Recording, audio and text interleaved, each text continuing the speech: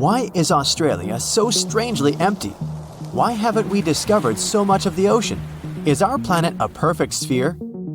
And was the Earth once more purple than green? I bet you didn't know these facts about our planet. So let's find it all out. Australia is really massive. To make it easy to understand its size, it's nearly as large as the entirety of Europe. Home to around 26 million people, Australia is among the countries with the least population per area. It's ranked only 55th for the highest population in the world, while it has the 6th largest land area. Why is so much of it empty? A good guess would be the many dangerous animals hiding behind every rock. At least this is enough for me to avoid Australia. But there's one specific reason to explain this. The dryness of Australia ensures that 85% of the population lives within 30 miles of the coast, and 80% of them live along the eastern side where rainfall is more common. But although there is an overall lack of rainfall, only 20% of Australia is unlivable desert, and only 40% is considered not habitable by human standards.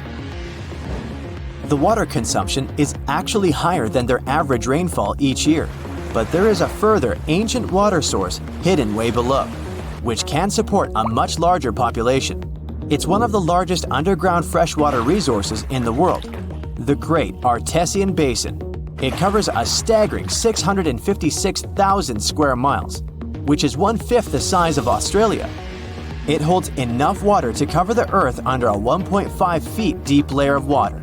Or, more usefully, it could provide enough water for thirsty Australians over the next 1,500 years. Only 6.5% of Australia has soil suitable for farming, so this doesn't seem like a huge amount. But in case you forgot, Australia is big, and this small percentage is about the size of France. With this massive area available for farming, Australia has more than enough to feed its population, with a further 70% of agriculture products that are exported overseas. So, with plenty of land, food, and water, why are the population figures so low? A very slow migration process is the reason. First, only people from the United Kingdom lived there. Then, they opened their borders to other Europeans, and this restriction remained in place until 1973. You would think almost 200 years would be enough time for a lot of people to migrate, but Australia was just so far away. The risk of traveling such a long way and the cost of the journey meant that people from Europe prefer the shorter and cheaper options to migrate elsewhere, like Canada or the USA.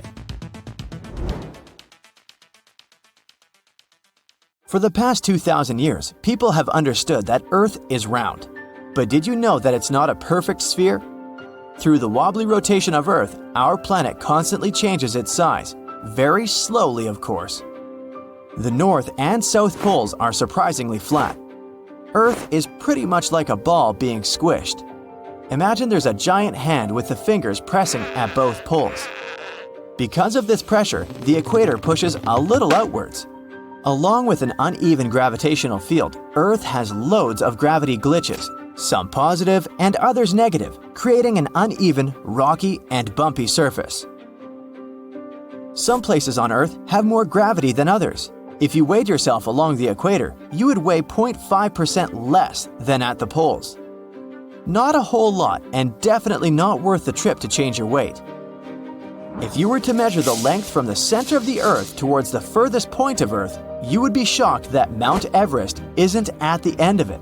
Instead, it's along the equator, which is the pushed-out part.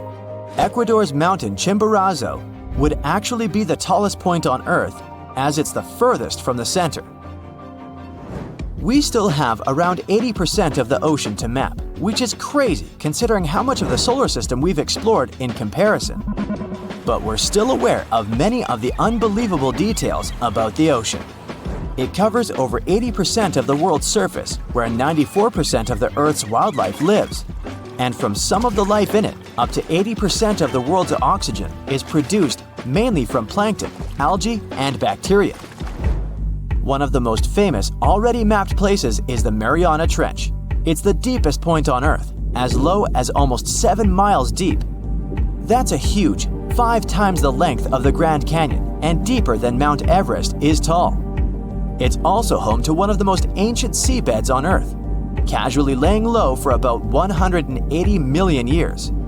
The pressure at the bottom is over 1,000 bars, but although this is 1,000 times more than normal pressure, life still flourishes here.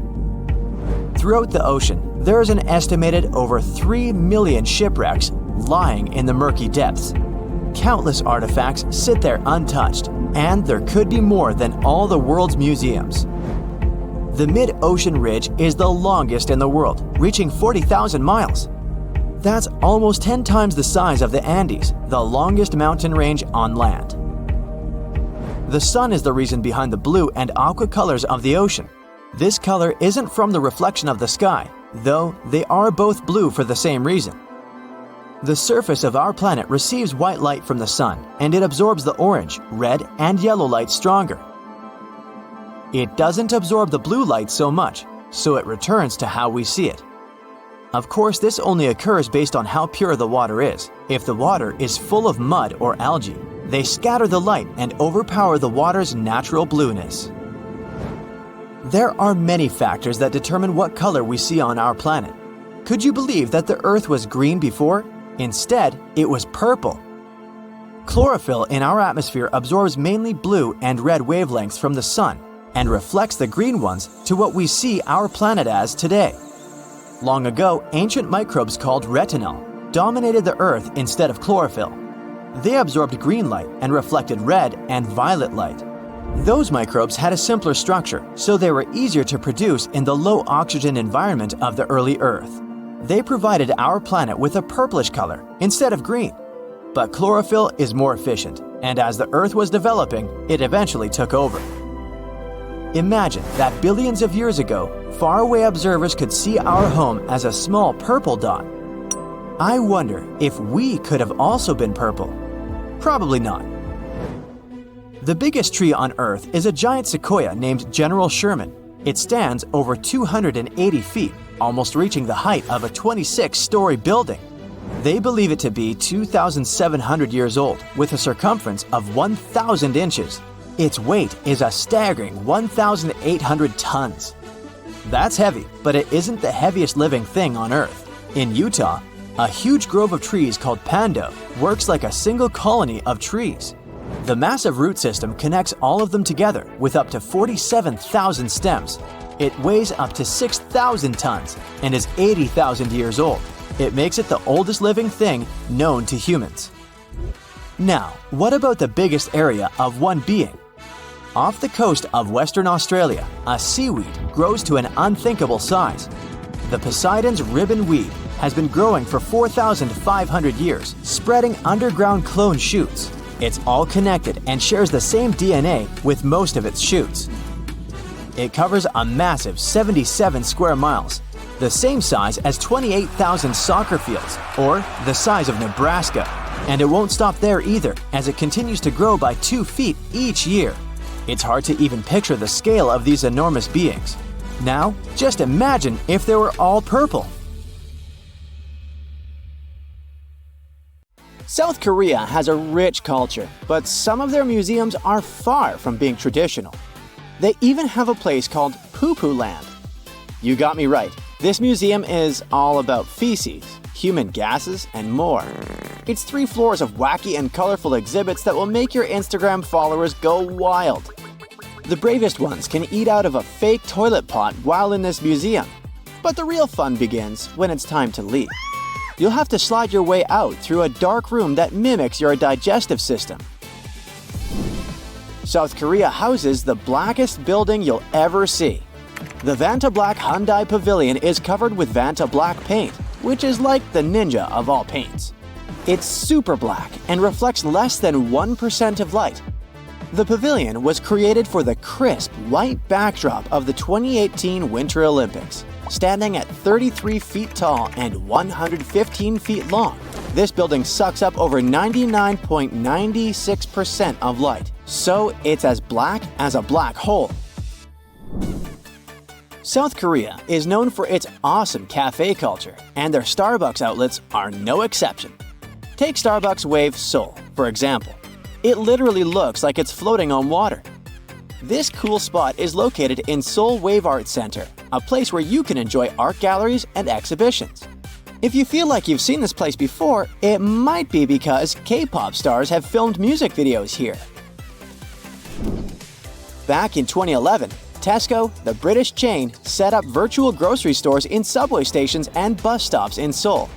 It's like shopping in a real store, but on your phone. Commuters can scan and buy virtual items that will be delivered right to their door. Imagine walking into a subway station and seeing walls filled with pictures of food and other items you can buy. You can just scan special QR codes with your Home Plus app and boom, your groceries are on their way to your house. Order by 1 p.m. and you'll have your stuff that same day. You must have heard about the main star of Korean cuisine. I'm talking kimchi.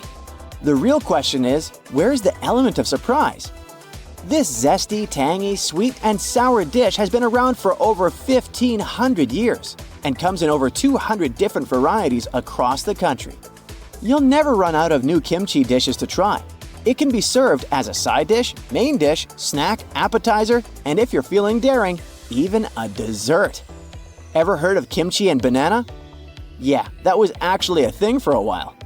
By the way, they say kimchi might be perfectly matched with cheese. Actually, kimchi can be matched with pretty much anything. They even produced kimchi-flavored chocolate in Korea. Seoul, the buzzing hub of South Korea, is jam-packed with around 10 million people. You'll find narrow alleyways and bustling streets at every turn, making personal space a rare commodity. If you're strolling through the city, expect to dodge pedestrians on the sidewalk, squeeze onto crowded subway trains, and feel a bit cramped compared to the wide-open spaces in the US. South Koreans are pros at sharing public areas, so don't be surprised if someone bumps into you without apologizing. It's just part of the hustle and bustle of city life, especially in busier areas. Just roll with the punches, literally, and enjoy the lively atmosphere of Seoul. In South Korea, taking off your shoes is kind of a big deal. Some locals might even get a little miffed if you make a fuss about it. Most traditional restaurants will require you to kick off your shoes before chowing down. Make sure to keep an eye out for a shoe shelf. It's also a good idea to wear easy-on, easy-off shoes like sandals. And please, for the love of all things holy, check your socks for holes. Nobody wants to see that. PDA is not really a thing in South Korea, even in hip cities like Seoul. You might catch a glimpse of couples holding hands while strolling the streets, but that's usually where the lovey-dovey stuff ends. Public displays of affection make South Koreans a bit uncomfortable. If you're a tourist, keep them at a minimum, even in party zones like Hongdae or Sinchon. Here's a tip for when you're dining out in South Korea. Don't wait around for the waitstaff to come to you. They won't. Instead, give a shout of "Yogiyo" to get their attention. Yep, it means over here in Korean. And if you happen to come across a self-service bar, don't be shy about picking up your own water and utensils. It's all about DIY in some places, so get ready to take matters into your own hands. South Koreans are not afraid to dive deep with their questions. I mean, people you barely know may ask about your personal life or how much dough you bring in. So if someone starts getting all up in your personal biz or you feel like they're crossing the line, just remember, they're probably just curious and looking to connect. Don't sweat it. They're not being rude, just eager to get the convo going. In the US, it's totally cool to ask chefs to switch up ingredients for allergies or preferences. But in South Korea, it's a different story. Traditional Korean dishes are cooked up with specific ingredients for hours, so don't expect them to just switch out meat for veggies. It's not that chefs are being difficult, it's just that they put a lot of effort into making that perfect dish. So when you're chowing down in South Korea, make sure you pick something that matches your dietary needs. In South Korea, toilets are seriously next-level cool. They've got cozy, heated seats. They actually play a little jam for you while you do your business, and they've got these handy wands that spray warm water to give you a nice, refreshing clean. Some of them even have built-in dryers that blow warm air to get you all nice and dry afterwards. Just like any other country, South Korea has some issues. They're facing a spy camera problem. It's still a big issue, despite tough laws. It seems like spy cameras are way too easy to get a hold of, with students even using them to film teachers and classmates. Efforts to regulate them haven't been very successful yet, but people are pushing for stricter rules and penalties. Ever been to Italy and witnessed the lively debates that turn out to be just friendly conversations with a side of dramatic arm gestures? Well, get ready for a similar revelation in Korea. Korean conversations are full of deep voices, power-packed expressions, and the occasional shock factor. That lady at the restaurant who seems like she's about to yell at you? Don't worry, she's just super excited to show you the menu. It may seem a bit overwhelming at first, but trust me, Koreans are some of the friendliest folks you'll ever meet. Soak in the melodic flow of their language and let yourself be swept away by the welcoming vibes of this vibrant culture. Still, even though the Korean language is expressive, when you hop on a bus or train in South Korea, don't be surprised if it's quieter than a library. Locals are all about their headphones, jamming out to their favorite tunes instead of chit-chatting. It's a stark contrast to the West, where everyone's gabbing away or catching up with loved ones on the phone. So if you're cruising through Seoul and feel the urge to crank up the volume and start a lively convo, think again. Being loud on public transit is a dead giveaway that you're not from around these parts. While no one will hush you outright, expect some disapproving glares and whispers from the elderly squad if you take it too far. Better keep it cool and blend in like a true South Korean, right? Hey there, quick question. What is the capital of Japan? If you said Tokyo, then you got it right. Tokyo is one of the most modern and colorful cities in Japan. But for over 1,000 years, Kyoto occupied that place. Yeah, I know, the names are similar, but while Tokyo is the futuristic center of Japan, Kyoto is one of the most traditional and historical cities in Japan. It's known as Japan's cultural capital. Let's play a game of Spot the Difference. Here are two photos. The first one is from Tokyo, and the second one is from Kyoto. Can you tell what is the main difference between both? Hold that thought for one more second. Here are two more pictures. The first one is from Asakusa, a neighborhood in Tokyo, while the second one is from Kyoto. What would you say is the main difference here? Well, you can probably guess where I'm headed. If you didn't figure it out, I'll spell it out for you. The main difference is in the colors. If you've ever had a chance to travel around a bit, you probably noticed how cities have certain color themes. Like Rome is terracotta, and Paris varies in tones of gray and sepia. Looking at these images, one can see that Tokyo is bright, electric, and looks even a bit chaotic. And Kyoto is monochromatic and gives the impression of being calmer and more peaceful. It's fascinating to see that what causes this distinction between both cities has to do with a certain landscape law. You see, in 2007, Kyoto passed a new law prohibiting colorful street signs. The law also wanted to standardize overall constructions to make the city look more homogeneous. Since Kyoto was Japan's capital city for such an extended period of time, it was built using traditional feng shui architecture and principles. That's why so many of the buildings have that traditional Asian shape to them, the one with the curvy ceiling, like you see in the Mulan movie. Sure, this style is very far from what modern architects are doing today. If you take a look at Tokyo, you'd see glass skyscrapers rather than these old buildings. But that's all part of a bigger plan, set in motion by something called the Miyako Landscape Guidelines. The municipality's main argument to pass the law was that Kyoto was losing its unique landscape due to Japan's modernization. If Kyoto were to follow in Japan's footsteps and build humongous skyscrapers, citizens would lose their view of the three mountains that surround the city. And let's face it, nobody would want that to happen. Plus, it's nice that you can go to different cities in Japan and notice that they are unique in their own way. If the landscape law was to be effective in all of Japan, We wouldn't get to see architectural marvels such as the Tokyo Sky Tree and the Asahi Flame Building. Now take a look at the Akihabara district in Tokyo. It is known as one of Japan's most modern neighborhoods. It's filled with top-notch technology at every corner. And yes, it's also filled with signs everywhere. If we compare it with Kyoto after the passing of the new law, the first thing that would have to go are the rooftop signs.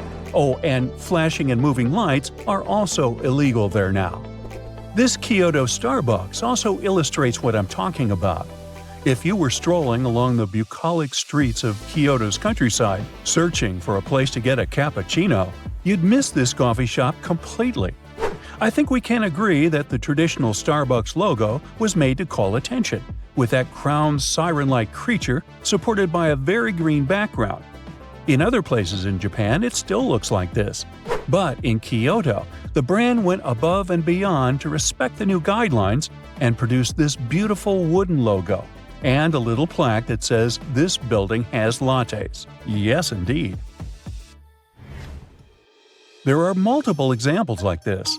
In Kyoto, the 7-Eleven doesn't have its traditional red, orange, and green stripes.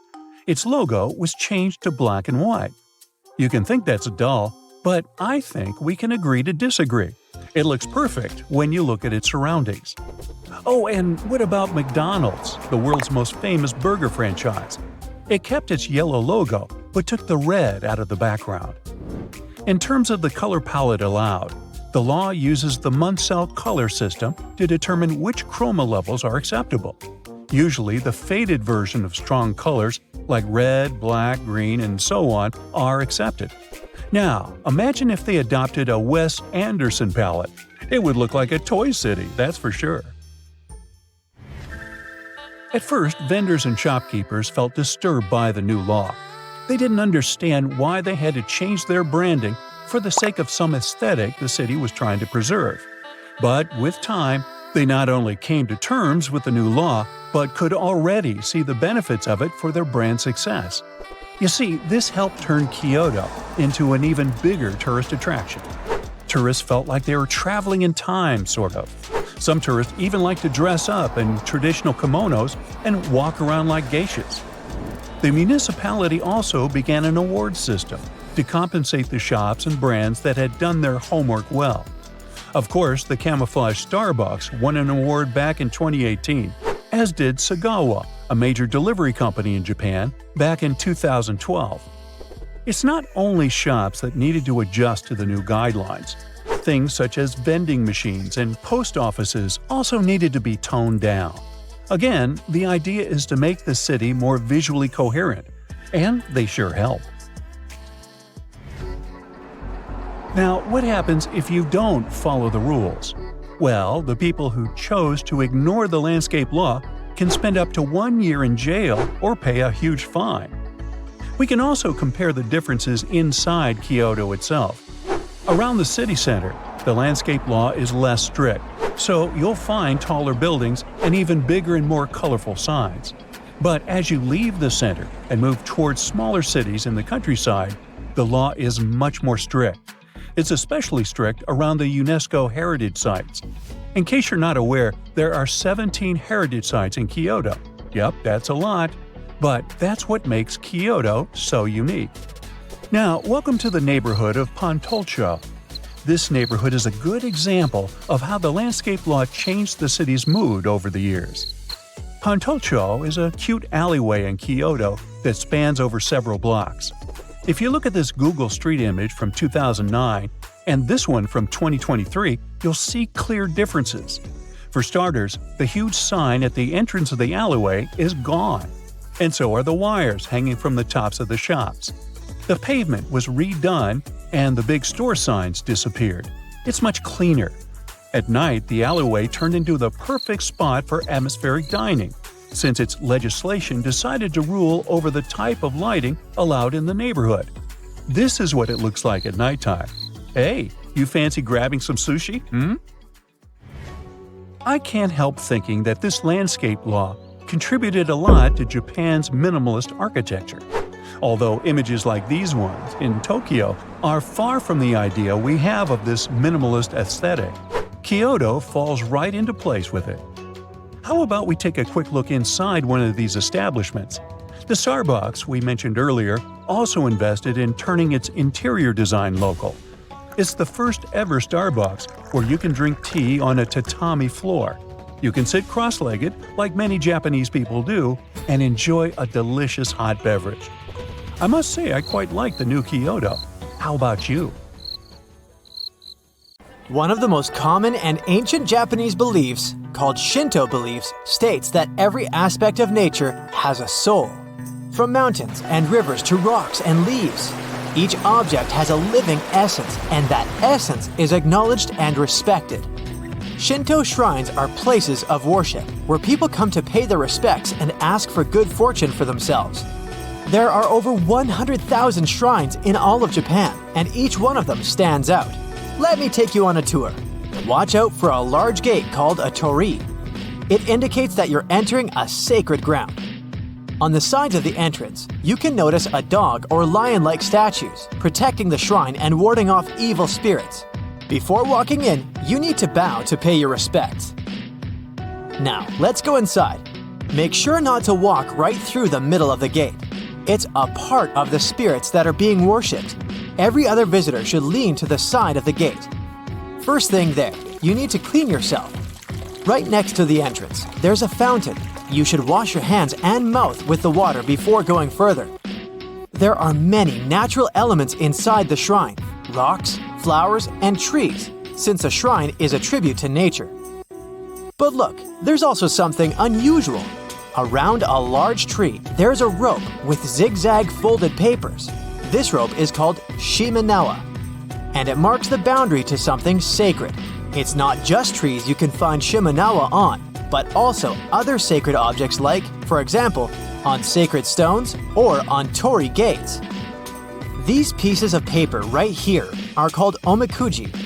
They contain randomly drawn predictions, some with good luck and some with bad luck.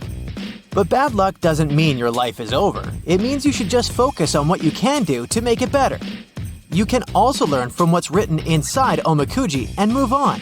If you don't want to bring bad luck omikuji back home, you should tie the paper around a designated tree's branch to leave that bad fortune behind. You can even collect your visits to different shrines. Each one of them has a unique stamp.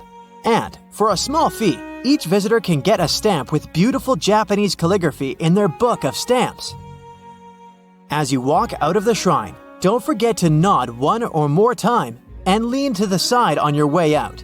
These are some common rules and elements. But, of course, shrines vary depending on who or what they enshrine. Some of them enshrine emperors and their families, others, poets and significant historical figures, both once living and not. Some shrines are big and famous, but there are also many small shrines that you can find along roadsides. For example, the Udo Shrine is dedicated to Japan's mythical first emperor, Jinmu. Why mythical? Well, because there's no real evidence of his actual existence, and there are many legends about him. The legend that connects Emperor Jinmu to this shrine tells that the cave where the shrine is located nourished him, so the shrine is a good place to visit for newlyweds. Zeniarai Benten Shrine is for those who want to attract money. It's believed that the amount of money you wash in the shrine's spring will double. There's also a cute Yanagi Mori shrine that is dedicated to a widely loved raccoon called Otanuki-sama. He has shape-shifting abilities and is a symbol of good luck, and all around the shrine you can find cute statues of him. I could go on about shrines for a long time, but what else comes to mind when we think about Japan? Those gorgeous Japanese gardens.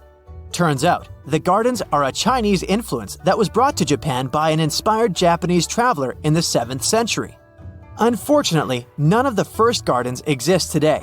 A boost to gardens was given a couple of centuries after that with tea ceremonies. Tea ceremonies are an important aspect of Japanese culture today, but they were brought there from China by a Japanese monk. A tea ceremony is a ritual of preparation and representation of matcha, a powdered green tea.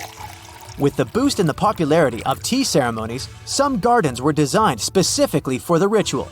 So, the gardens got tea ceremony pavilions, with all those beautiful stepping stones and lanterns.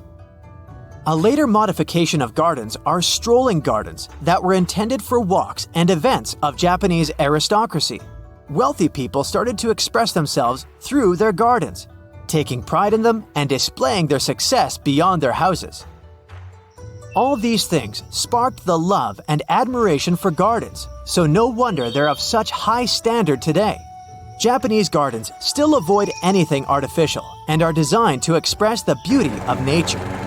Maintenance of the gardens is taken seriously. There are various people taking care of it, and there are specific professions for it. For example, there are river washes, who are responsible for sweeping all gardens' waters. If you walk along several Japanese gardens, you can see that there are several key elements you can find in most of them: rocks, ponds, running water, bridges, and so on. All of those elements have a meaning, and they're all carefully placed where they're more likely to bring good fortune.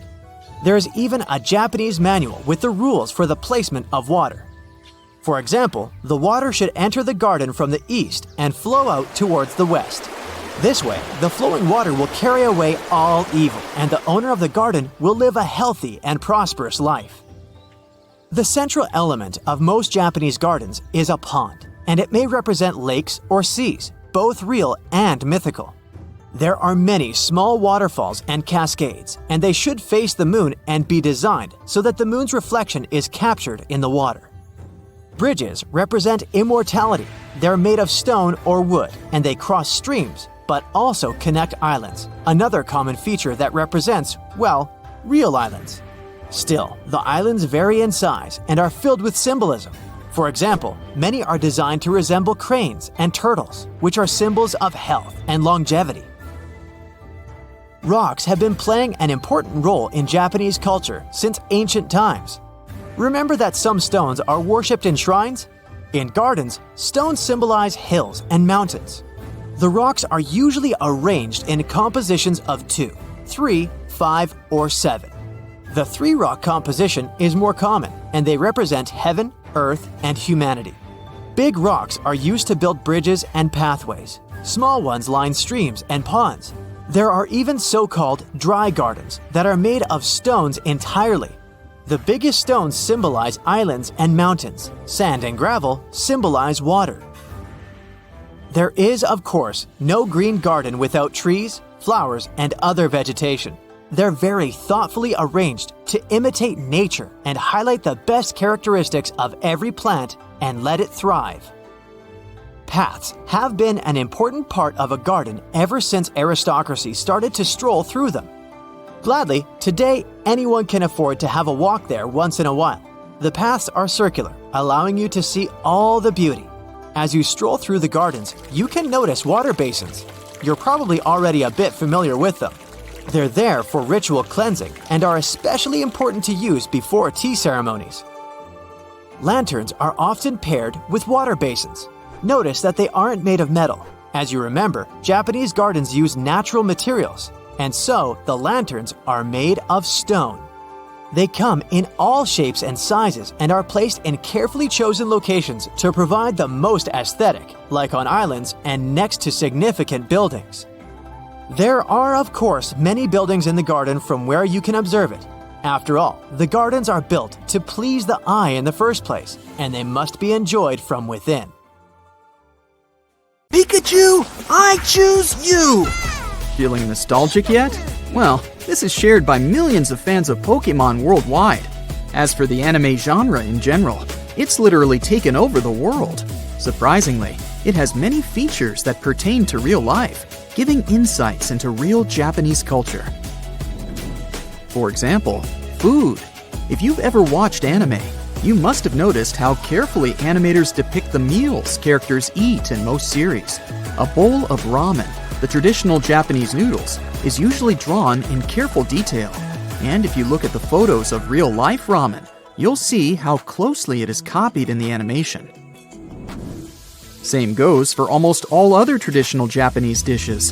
When characters have a dinner table with all sorts of foodstuffs on it, You can take a Japanese cookbook and find all of them in there just by the look alone.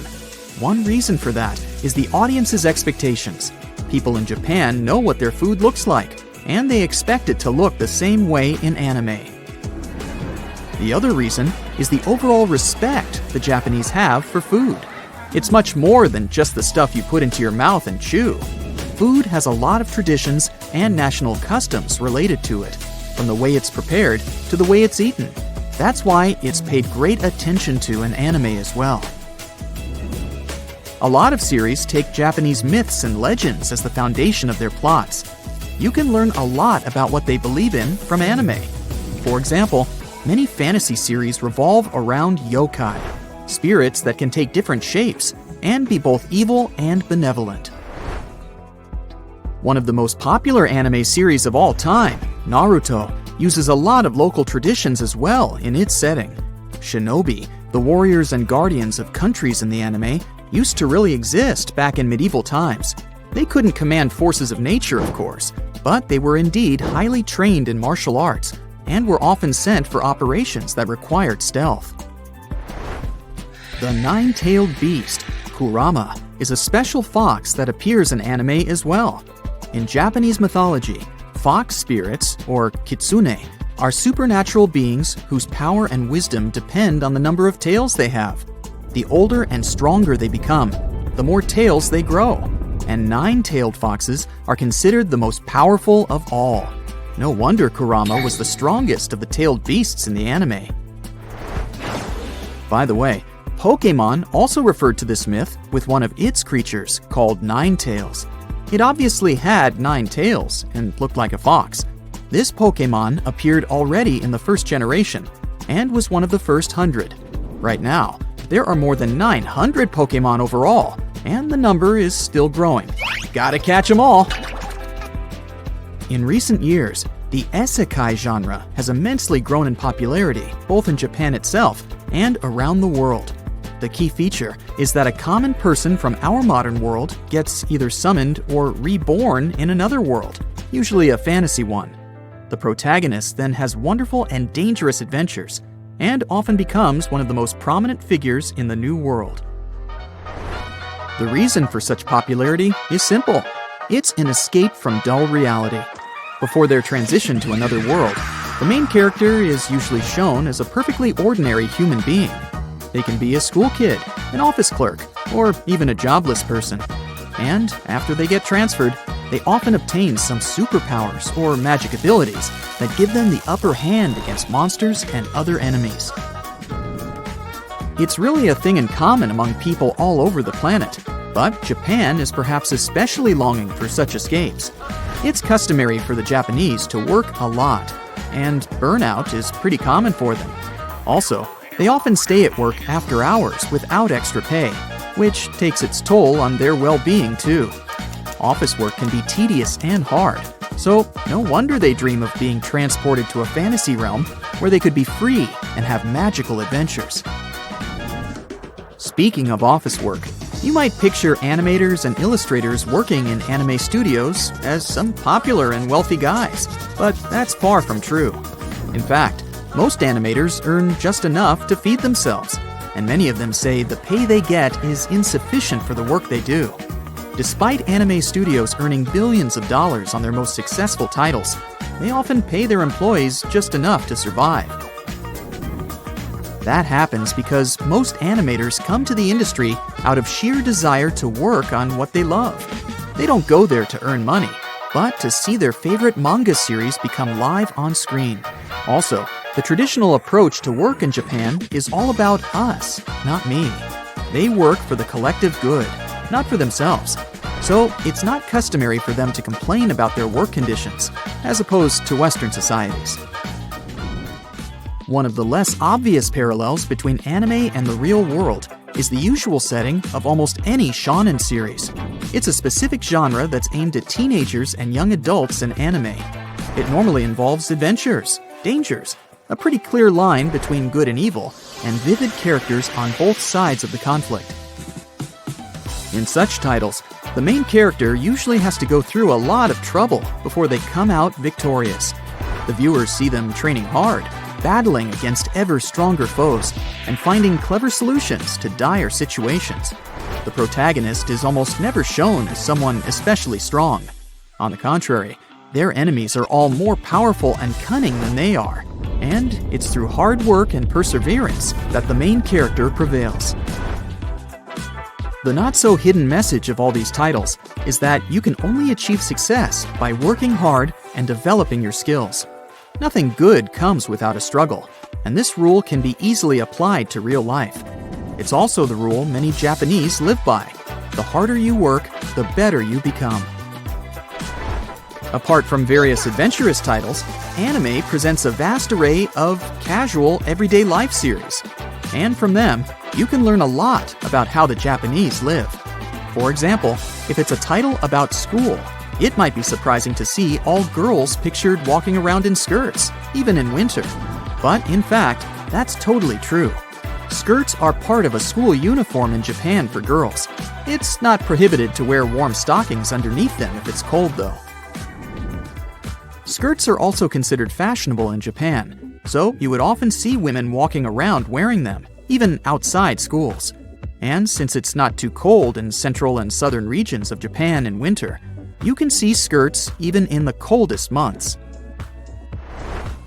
The sakura, or cherry trees, are literally everywhere in Japan. And just like it's shown in many anime series, the petals of these trees get carried all over the place in spring. There are even festivals held throughout the country dedicated to the blossoming of cherry trees. Such festivals are called hanami, which means viewing flowers. People come to parks and go to the countryside to enjoy the blooming of cherry trees.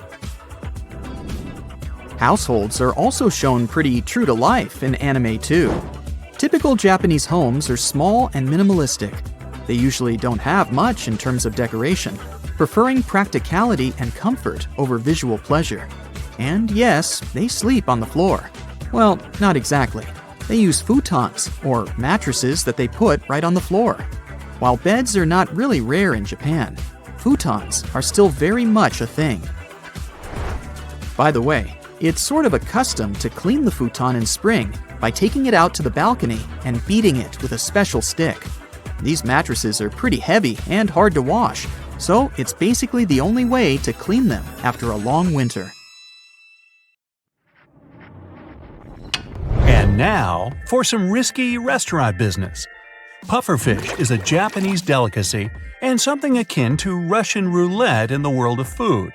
Its highly poisonous flesh contains tetrodotoxin, which is 1,200 times more toxic than cyanide. Yum! Normally, people can't stay alive if they eat this fish, yet Japanese chefs are trained to remove the poisonous parts for the $200 delicacy named fugu. That's pricey. It's almost completely banned in the US. There are only a few authorized places that sell it. Can I say people are dying to get it? I can't? Okay, so I won't. Another food banned in the US is kazumarzu, which is rotten cheese in Italian. If you ever feel like trying it, head to Sardinia, Italy.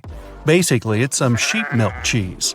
Special flies are allowed to leave eggs in it that are left in the cheese for 40 days. This delicacy has some live maggots that take care of decomposing the cheese, giving it that distinctive texture and spicy flavor. It's banned in the US for sanitary reasons. You think? Unlike soft and creamy kazumarzu, Kirpi is known to be the world's hardest cheese. Just like any regular cheese, it's made from milk. Its main difference is that it stays fresh for up to 20 years. The milk is quite special too. The cows, which are actually a cross between cows and yaks, eat a variety of mountain herbs. Cheese made from this savory milk has unique flavor. National Jamaican fruit ackee has a unique taste. It's quite mild, its texture is buttery and creamy, and it tastes just like scrambled eggs. It's safe to eat ackee only as long as it's fully ripe. Beware though, the only edible part is the white creamy flesh itself. Toxic pink flesh and black seeds are a total One of the traditional Jamaican dishes with this fruit is called ackee and saltfish. Well, at least it's codfish, not pufferfish. Another thing that should be 100% ripe in order to be safe is elderberry. These berries are quite famous though. You can find them in pies, syrups, teas, jams, you name it. Process these berries properly though, since they contain cyanide. Fully ripe and cooked berries aren't dangerous. That's good to know. Actually, almost all the pits and stones contain cyanide. Your favorite cherries have it too. The amount is small and isn't likely to cause any harm, but still, try not to swallow them. Same with peaches, plums, and apricots. Just don't chew on them for too long. Now, if you're a fan of seafood, you probably want to try some sanakchi. It's some seasoned baby octopus tentacles. Well, the problem is that these are still alive. Those who have never tried this Korean dish claim the tentacles can still move on the plate and can stick to the inner part of your mouth since the suction function is maintained. Suction function. Meanwhile, another fun food fact. Greenland sharks don't have any urinary tract, and all the waste they produced is basically filtered through flesh and skin, so their flesh is toxic. Sounds like a good reason not to eat them, but not in Iceland. Nope. Hakkerel, which is processed shark meat, is first hung to dry for 3 to 5 months. In the end, you get something like ammonia-smelling fermented fish with a jelly texture that reminds of wet bread. Cassava is a poisonous tropical root of 2 types. The sweet variation does contain some cyanide, but it's enough to cook it to reduce the toxic content to a safe level. To get rid of all the toxins in bitter cassava, it's necessary to grate the root, then soak it, and finally cook properly to make it edible. This root is very starchy and its flavor is really subtle. Cassava can be used just like potatoes, mashed, boiled, or fried. And I'd like a side of cassava, please, and hold the cyanide. Rhubarb doesn't seem to fit in this list of notorious dishes, but it actually has its downsides. Its leaves are super toxic, containing oxalic acid, and should never ever be used for cooking, baking, or whatever you want to do. If you ever try to eat one, the least serious consequences are a burning sensation all over the mouth, nausea, and breathing problems. If you live in the States and you're under 47, chances are you've never tried haggis, since it was banned almost a half a century ago. This Scottish pudding is made of a full range of sheep's inner parts. We'll spare you the details. Plus some oatmeal, a lot of minced onions, suet, just don't ask, and some broth. It's quite crumbly and coarse, and it's also spicy. It's usually served with mashed potatoes or mashed turnip on the side. Well, at least it's not mashed cassava. Well, by the way, potatoes aren't that harmless either. It all depends on whether they're ripe or not. So-called green potatoes are full of toxins, and potato sprouts contain solanine, which is quite toxic. Same with green almonds and cashews that are full of cyanide if not ripe enough. Luckily, the nuts we get at the supermarkets are well processed, which means they're completely safe. Whew. There's one bistro in Bangkok where they've been cooking the same beef and noodle soup for 45 years. Literally, the same. It's been simmering for over 4 decades. The broth has never been thrown away. It's always kept overnight for the next day's soup. They never wash the pan to keep the unique flavor. There's a massive grease rim around that huge pan, formed as a result of 45 years non-stop simmering spillovers. Please, be my guest. Chinese century eggs aren't white and yellow. They're black and gray when you peel them, and the outside color is brownish-green. To cook this savory Chinese delicacy, all you need is some tea, quick lime, salt, wood ashes, and some water to mix it all together. Dip the raw eggs in this paste and roll them in rice husks so they won't stick to each other. Let it sit for 100 years. Nah, just kidding. 10 days are enough when it's hot. For colder weather, it may take up to 30 days. Hey, don't go, it gets better. Bird dropping seem no delicacy, but in Greenland, there's a local dish actually based on them. It's called urumit, says here, and is made of ptarmigan droppings. They collect them in winter, and when they're dry, and cook them together with some rancid sea oil and some sea meat. The droppings, cooked this way, taste somewhat like gorgonzola. Check please. Surprisingly, harmless tuna can be pretty dangerous. Big fish live a long life in the ocean. The problem is, the mercury level in oceans has significantly risen over the last several decades, and the fish absorb it into their flesh. If you eat a lot of tuna or any other big ocean fish, you risk mercury toxicity. It's not that you should stop eating it, just monitor the weekly consumption. As for tuna, their eyeballs are quite a popular delicacy in China and Japan.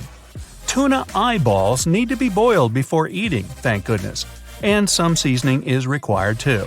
If you nail it, you'll have a delicacy that tastes like squid and stares back at you.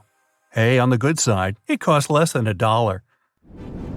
Red kidney beans are actually somewhat poisonous too. You might have never noticed or even known that, but it's because we eat all of them well processed. Cooked and baked beans expose no danger, while the raw kidney beans have a toxic protein in them. In order to get rid of it, you gotta first soak them well, preferably overnight, and change the water before boiling. When they're soft, they're nothing but a great source of non-toxic proteins and other nutrients. In Cambodia, you can try a crunchy, crispy snack that tastes a bit like crab. It's deep-fried and seasoned. The main ingredient is a tarantula. Now, this doesn't quite sound like a lunch. Now, this soup, whose name I won't even try to pronounce, is definitely scrumptious. The taste is sharp yet delicate, and it tastes just like shrimps. Well, this traditional Laotian dish sounds really cool until you realize it's made of ant eggs. To give it a bit of sourness, they also tend to add a few tiny ants. In Mexico, you don't throw away corn kernels turned black because they're rotten. You keep them as a culinary specialty called, this name. Fungus all over the kernel gives it that earthy, woody smell. Getting hungry? Some dishes just need the decoration, especially cakes and pies. In England, there's a pie called stargazing. The name speaks for itself. The sardines, accompanied by potatoes and eggs, peek out of the pie crust and stare at the skies. Sometimes these are the tails that point at the skies, though. Tea mushroom is another weird thing they drink in East Europe together with sour milk-based drinks. It's basically some fermented black or green tea. It's made by adding a whole culture of bacteria — they're not consumed, they just ferment the drink — to sweeten tea, where sugar acts like yeast. Add juice, spice, or whatever you want to taste. Well, I've had about enough of this. Think I'm gonna barf. Bye for now.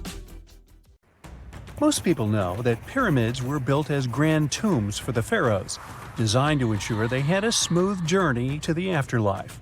The Great Pyramid of Giza, for instance, was constructed for the pharaoh Khufu.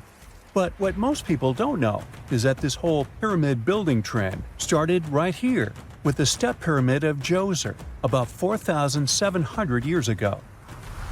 This massive structure was built for Pharaoh Djoser, a ruler from Egypt's 3rd dynasty. It rises 7 layers high above the ground and stands about 200 feet tall. We think of it today as a phenomenal architectural project. But for ancient Egyptians, the step pyramid of Djoser turned out to be more like a massive experiment, a trial run, if you will, to perfect their building skills before they moved on to even more ambitious pyramids. Reaching new heights is super exciting, but the real mystery is what is going on below the ground. In this pyramid's underground labyrinth, there is a network of tunnels stretching about 3.5 miles long, and some researchers believe these tunnels might have been part of a sophisticated water system that could completely change what we think about pyramid construction. Let's talk about this massive complex located in Saqqara. Surrounding the pyramid, there's what's known as a dry moat, a continuous trench that is up to 164 feet wide and almost 2 miles long. It forms a sort of rectangular shape around the pyramid.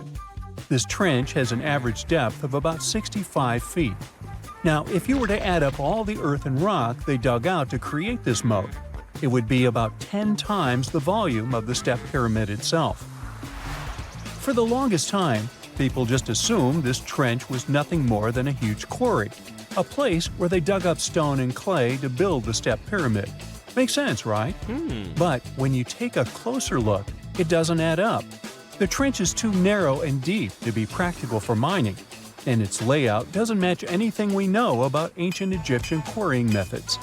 Plus, some sections of the trench are actually covered with a rocky ceiling, which would have made it nearly impossible to use as a quarry. Another theory suggests that the dry moat had some kind of spiritual significance. Maybe it was a sacred place, where souls of nobles gathered to serve the late king in the afterlife. There are even niches in the walls that work as a hint at this spiritual function. But most researchers believe that this purpose likely developed much later, long after the complex was built for Djoser. So, what was the moat really designed for? In 2020, a researcher came up with a pretty intriguing idea. It is possible that this trench was actually designed to collect and manage water, especially after heavy rainfalls. Now, that makes sense when you consider the location. The moat sits in an area that could easily have been flooded by runoff water from nearby plains. This could also explain why the trench wasn't used for new graves until much later when the climate became drier and less prone to flooding. The story becomes even more intriguing, as this trench appears to be part of a larger, more complex hydraulic system within the Djoser complex. It is like the trench has several compartments, carefully carved out of the rock and connected by tunnels. These compartments likely served as a part of a water treatment system, where water would flow from one compartment to the next, getting cleaner as it moved along. Now, here is where things start to tie into the pyramid itself. The Djoser complex has a series of underground shafts, and some researchers think that water from the moat's deep trench might have been used to power a hydraulic lift system, and this giant water-powered elevator could have been used to raise the heavy stones needed to build the pyramid. It worked like a volcano, but instead of lava, water did the heavy lifting. Imagine a big deep hole in the ground at the center of the pyramid site. Inside this hole, there was a huge wooden platform, kind of like a giant raft that could move up and down. When the workers wanted to lift a heavy stone, they would fill the hole with water. As the water rose, the wooden platform started to float up, carrying the stone with it, almost like a giant water-powered elevator. When the stone reached the right height, the workers slid it off the platform and onto the pyramid. The idea is that water from the deep trench, after being cleaned and filtered, would flow into these shafts. A massive float, possibly made of wood, would then rise as the water filled the shaft, lifting the stones up to where they were needed for construction. Once the stone was in place, they'd let the water out, lowering the platform back down to the bottom, ready to lift the next stone. This fancy hydraulic lift system could have been a game changer, making the whole building process a lot faster and more efficient without using a lot of workforce. It is like the ancient Egyptians were already embracing the whole idea of work smarter, not harder. But of course, not everyone is on board with this theory. Some experts argue that the area where the step pyramid of Djoser was built couldn't have held enough water from occasional rains to maintain such a fancy hydraulic system. The main theory suggests that, in the past, there might have been some kind of lake nearby that would have filled up after a period of rain, and this lake could have supplied water to the complex's hydraulic system. But there is no mention of such a lake in any ancient Egyptian writings, so it might be more of a what-if situation than a reality. And then there's the issue of the hard work itself. Remember when I said this method could have allowed the ancient builders to raise stones with far less effort? Well, that might not be entirely true. According to some experts, just building this hydraulic device would have required a lot more heavy work than simply moving the stone blocks using good old-fashioned manpower. And let's not forget, the step pyramid of Djoser is like a baby pyramid compared to those that came later.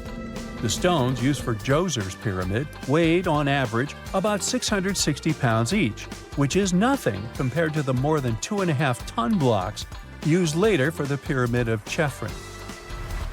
If this cool water lift theory gets completely ruled out, we still need to explain how this pyramid was built in the first place.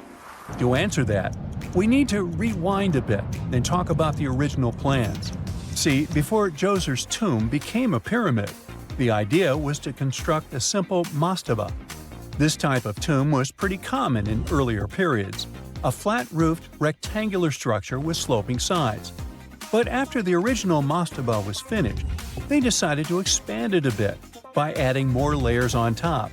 And then they added even more layers, until the construction reached 6 distinctive steps, each one smaller than the previous.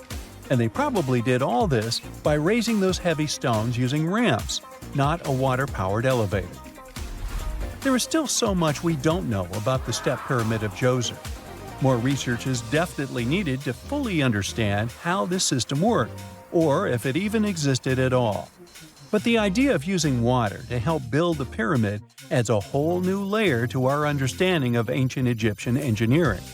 It's a powerful reminder of just how clever and resourceful those builders were, using the natural landscape and the power of water to create one of the most iconic monuments in history. I hope you're hungry. In Taiwan, for $1, you can get a bowl of delicious oyster noodle soup. This country has world-famous night markets where you can find plenty of street food to fit any budget. When you're traveling, you don't want to be weighed down with a bunch of heavy clothes. You probably won't even wear half of them. Save some luggage space and find a good laundry service. You can wash around 1 pound of clothes for $1 in Malaysia. Oh, and I almost forgot, you can get some nice local breakfast for the same price too. If you find yourself in the Caribbean and you want to buy some pirate corn on the cob, it's a buccaneer. Hey, that joke cost me $1. Do you think it's possible to buy 10 eggs for the price of $1? You can in Malaysia. Wonder why they sell eggs in groups of 10. Which $1 option would you choose in Vietnam?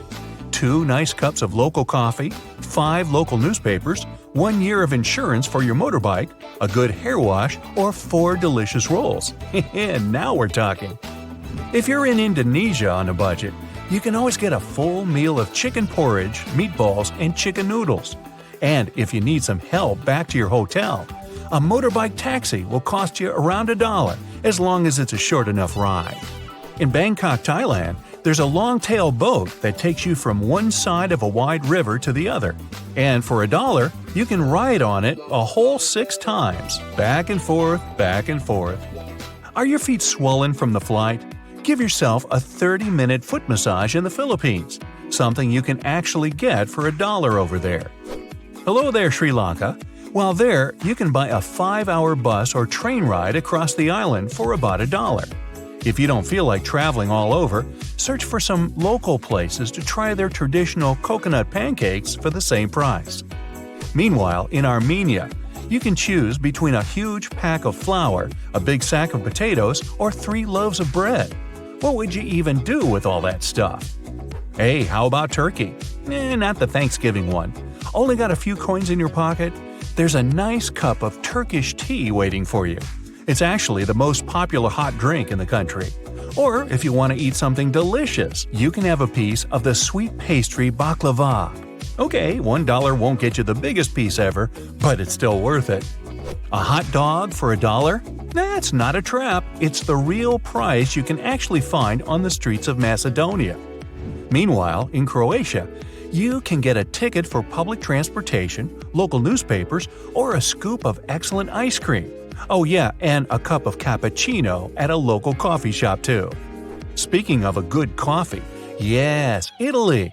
Need a slap-in-the-face espresso after your all-night party session? No problem. You'll have to search around a bit for some less touristy places to get it for $1, but it's doable. If you're in Rome, looking for something to see, you'll definitely want to snap a couple of pics at the Colosseum. It's actually free, but there are local actors dressed up in gladiator uniforms, and it's customary to tip them at least $1. Not your thing? Pick up 2 bottles of water for the same price. But wait, we're still not done with Italy. Why not go completely wild and spend another $1, this time to buy a house? Yeah, you heard me right. Okay, to be precise, these houses cost €1. So that's going to be around $1.20. But still, you could try to bargain with them.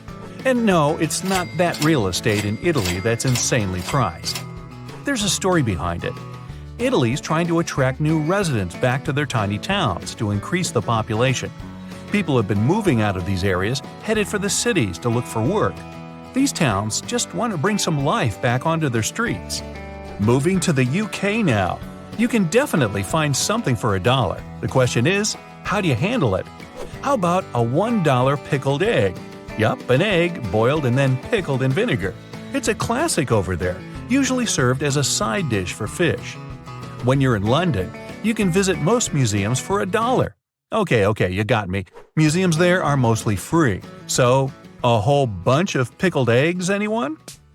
Now, you can't visit France without tasting an authentic baguette. But the fact that you can get it for $1 makes it even better. Baguette is the French word for stick, and it's one of the most famous French products. There was a law passed in 1920 that banned bakers from starting work before 4 a.m. or from working past 10 p.m. The bakers had to come up with a fast baking bread to feed to everyone. And ta-da! That's when the baguette showed up. Iceland is a beautiful country, but also one of the most expensive in the world. There aren't many things you can buy for $1 in Iceland, but milk is the exception. How about a good old bag of chips? This afternoon snack cost about $1 in Ireland. Smoky bacon flavor for me. In Luxembourg, you can get a 1.5-liter bottle of water for this amount. Yeah, not a lot going on over there, but still an interesting country. It's the only Grand Duchy in the world, whatever that means. There's not a lot you can get for $1 in Belgium either, but okay, chewing gum might come in handy. In Finland, you can get access to a public toilet. But if you ask nicely, the coffee shop down the road might help you save $1 on that. Poland has a traditional dessert that looks like a donut, and 2 pieces cost $1. The dough is rich, fluffy, filled with jam, and covered in powdered sugar. Traditionally, they eat it on Fat Thursday. In the States, people went crazy over it too, but we eat it on Fat Tuesday. Tuesday, Thursday, potato. I'm up for a couple of these any day of the week. If you're visiting Switzerland, you're going to need a bit more than $1. But okay, you can go to a deli and taste a really tiny piece of Swiss cheese, just to see what you've been missing. They might not even charge you. Another thing you can get for $1 is, maybe one apple. Maybe. Pincho. It's a traditional Spanish snack, usually just bread with toppings like vegetables, pickles, or meat. They sell it everywhere, but the good local places that sell it for $1 are usually hidden in the non-touristy areas. All that for just $1? Not bad. In Germany, find a pretzel, eat it. No, it's not that kind of pretzel. It's a freshly baked bready thing that's all kinds of delicious. Or you can buy 400 cotton swabs if you're not hungry. It's a nice sunny day in Sweden. You're taking a walk, enjoying your day, and you're in the mood for something refreshing. For $1, of course. Ooh, an ice cream popsicle. Okay, you totally got me. I'm in. Going to Brazil? Great.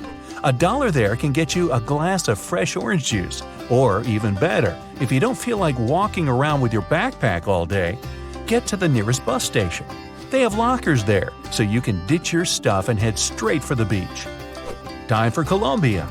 In the capital, Bogota, you can get coffee with 2 biscuits or an arepa, a traditional corn delicacy that comes in different flavors. Then, more coffee. If you're wandering around New York City, you might just be able to find a tasty slice of pizza for that price. It just might take a while. Are your car or bike tires flat? Well, you know the price for using the air pump. Need some string, some buttons, a few balloons, or something equally random? Head to the 99-cent store. And in Canada, you can buy lettuce. In Costa Rica, you can get a whole watermelon, papaya, or pineapple. And in Tanzania, a nice potato omelet. Meet Hula Male, also known as the City of Hope. This nickname makes total sense since this artificial island is part of the Maldives' big plan to avoid being completely submerged in the near future. Hula Male was created by placing sand from the seafloor onto a submerged coral platform, and it worked. This city sits about 6 feet above sea level, which means it's twice as high as the Maldives' capital, Male. While more and more people are moving there to live, the island was also designed to serve as a temporary evacuation site during dangerous storms and typhoons. Seychelles is another gem in the Indian Ocean that's at risk of disappearing. Unfortunately, coastal flooding is becoming a common issue there, especially during spring tides and heavy rainfall. The problem is that their main island, Mahé, hosts about 90% of the country's population. Along the coast, it's only about 6 feet above sea level. Fiji is the third tropical paradise on our list, and it's also a top pick for travelers. But this nation is in a tough spot, since it's located right in the middle of the Pacific Ocean, where huge storms can really turn things into chaos. Take Cyclone Winston. It hit Fiji back in 2016 and ended up costing them over $1 billion in damage. So one thing they're doing to protect themselves is planting mangroves along the coast and preserving the ones that already exist. These trees are awesome since they help reduce wind speed during cyclone emergencies and also combat erosion by trapping sediments. Egypt might be in trouble too. I mean, it's not like the whole country is going to be underwater and we'll only see the tips of the pyramids in a few years. But things could really change for them as coastal cities are facing a serious risk. Take Alexandria, for instance. 45% of its population already lives below sea level. If the city is flooded, not only will everyone have to move, but Egypt in general will suffer a major impact on its fish production. In Europe, one of the most at-risk populations is in the Netherlands, where about half the people live in areas below sea level. In the future, planning a romantic gesture with tulips for your girlfriend could become an impossible mission. The Netherlands is responsible for 2/3 of the world's tulip production. So if fields are taken over by saltwater, it's game over for the blooms. But the good news is that the Dutch have centuries of experience dealing with water, so knowing how to work with storm barriers and seawalls can prevent them from a doomsday scenario. The risks of rising sea levels probably aren't higher anywhere else than here in Tuvalu. This island chain, located halfway between Australia and Hawaii, could be the first state to become uninhabitable. Its stunning land is only about 9 feet above sea level. And just by looking at it on the map, you can see how narrow it is. In fact, the narrowest part in Fongafale is only about 65 feet wide. So even before higher tides become a real problem, the country's limited farmland could be flooded with saltwater. The next country on our list is the Philippines. This archipelago in Southeast Asia boasts some of the most stunning scenery, but it faces the risk of flooding for 2 reasons. First, due to rising sea levels, and second, because of crazy, unpredictable weather. Since 1990, events like cyclones, earthquakes, and tsunamis have cost the country over $20 billion. Have you ever heard of Vanuatu? This chain of islands, spread out between Australia and Fiji, could be flooded soon. Vanuatu was one of the first Pacific nations to relocate an entire community to a safer spot. Back in 2005, residents living in risky coastal areas of the northern island of Tegua moved to higher ground. Next up, the Marshall Islands, a country located in the Central Pacific. Studies show that 40% of the buildings in the capital city, Majuro, could end up underwater in the future. But this country isn't throwing in the towel just yet. They've got a game plan. They are fortifying the infrastructures of their low-lying airport, relocating key buildings to higher ground, and putting up seawalls on rural islands. Heading south, we've got Nauru. This is actually one of the smallest countries in the world, covering just 8.1 square miles. Today, it's home to 10,000 people, but it's on the brink of becoming uninhabitable. Water levels are rising about 3 times faster there than the global average. The Buada Lagoon sparks special concern since it's the only surface freshwater resource, and it's located only 16 feet above sea level. Our next stop in the Pacific Ocean is the Republic of Palau. Rising sea levels are no joke for them either, but protecting their crops, especially taro, is a priority at this moment. About halfway between Hawaii and New Zealand lies Samoa, and this country is dealing with a unique situation. Not only is the volume of water increasing there, but their land is also sinking. You see, a couple of strong earthquakes and tsunamis hit Samoa back in 2009. So as the crust bounces back to its original position, the overall land surface is actually going down. Because of this, their housing and main infrastructure could take a serious hit, especially since all their airports are along the coast. Let's head to Kiribati. This Pacific nation has a big problem with frequent flooding because most of its people and infrastructure are near the coast. Apart from the volcanic island of Banaba, none of Kiribati's land is more than 6.5 feet above the ocean. To tackle this situation and keep their population safe, they had this big idea of making a massive floating platform, kind of like the ones oil companies have. But the problem is that it would cost them a fortune, as the project is estimated to be around $2 billion. If visiting Vietnam is on your bucket list, you better hurry up. The top 10 things to do there mostly involve cruising to jaw-dropping spots like down to Ha Long Bay, also known as the Descending Dragons Bay. But by 2050, the surrounding land over there might be underwater. Another huge problem Vietnam is facing is that the main rice fields are getting salty. And if you're into Vietnamese food, you know how important rice is for them. Right now, they're especially concerned about the Mekong Delta region being vulnerable. After all, this is a highly fertile area responsible for most of Vietnam's agricultural output, with over 50% of it being, rice. This nation is really putting in the effort to adjust to this new reality. They're flushing the rice fields in the Mekong Delta with fresh water to get rid of the saltiness. Our next stop is in the Caribbean Sea. Grenada is an island country, but you may know it as the Island of Spice, since its tropical climate is just perfect for cultivating things like nutmeg, cinnamon, cloves, and ginger. Unfortunately, Grenada and its incredible fertile soil also face an uncertain future of being submerged. Let's talk about the last country on our list, the Solomon Islands. 5 islands in this archipelago have already vanished beneath the waves, and 6 others are submerged by 20%. They include the Nusa Evili Island, which was once a hotspot to go to for a picnic in the early 2000s.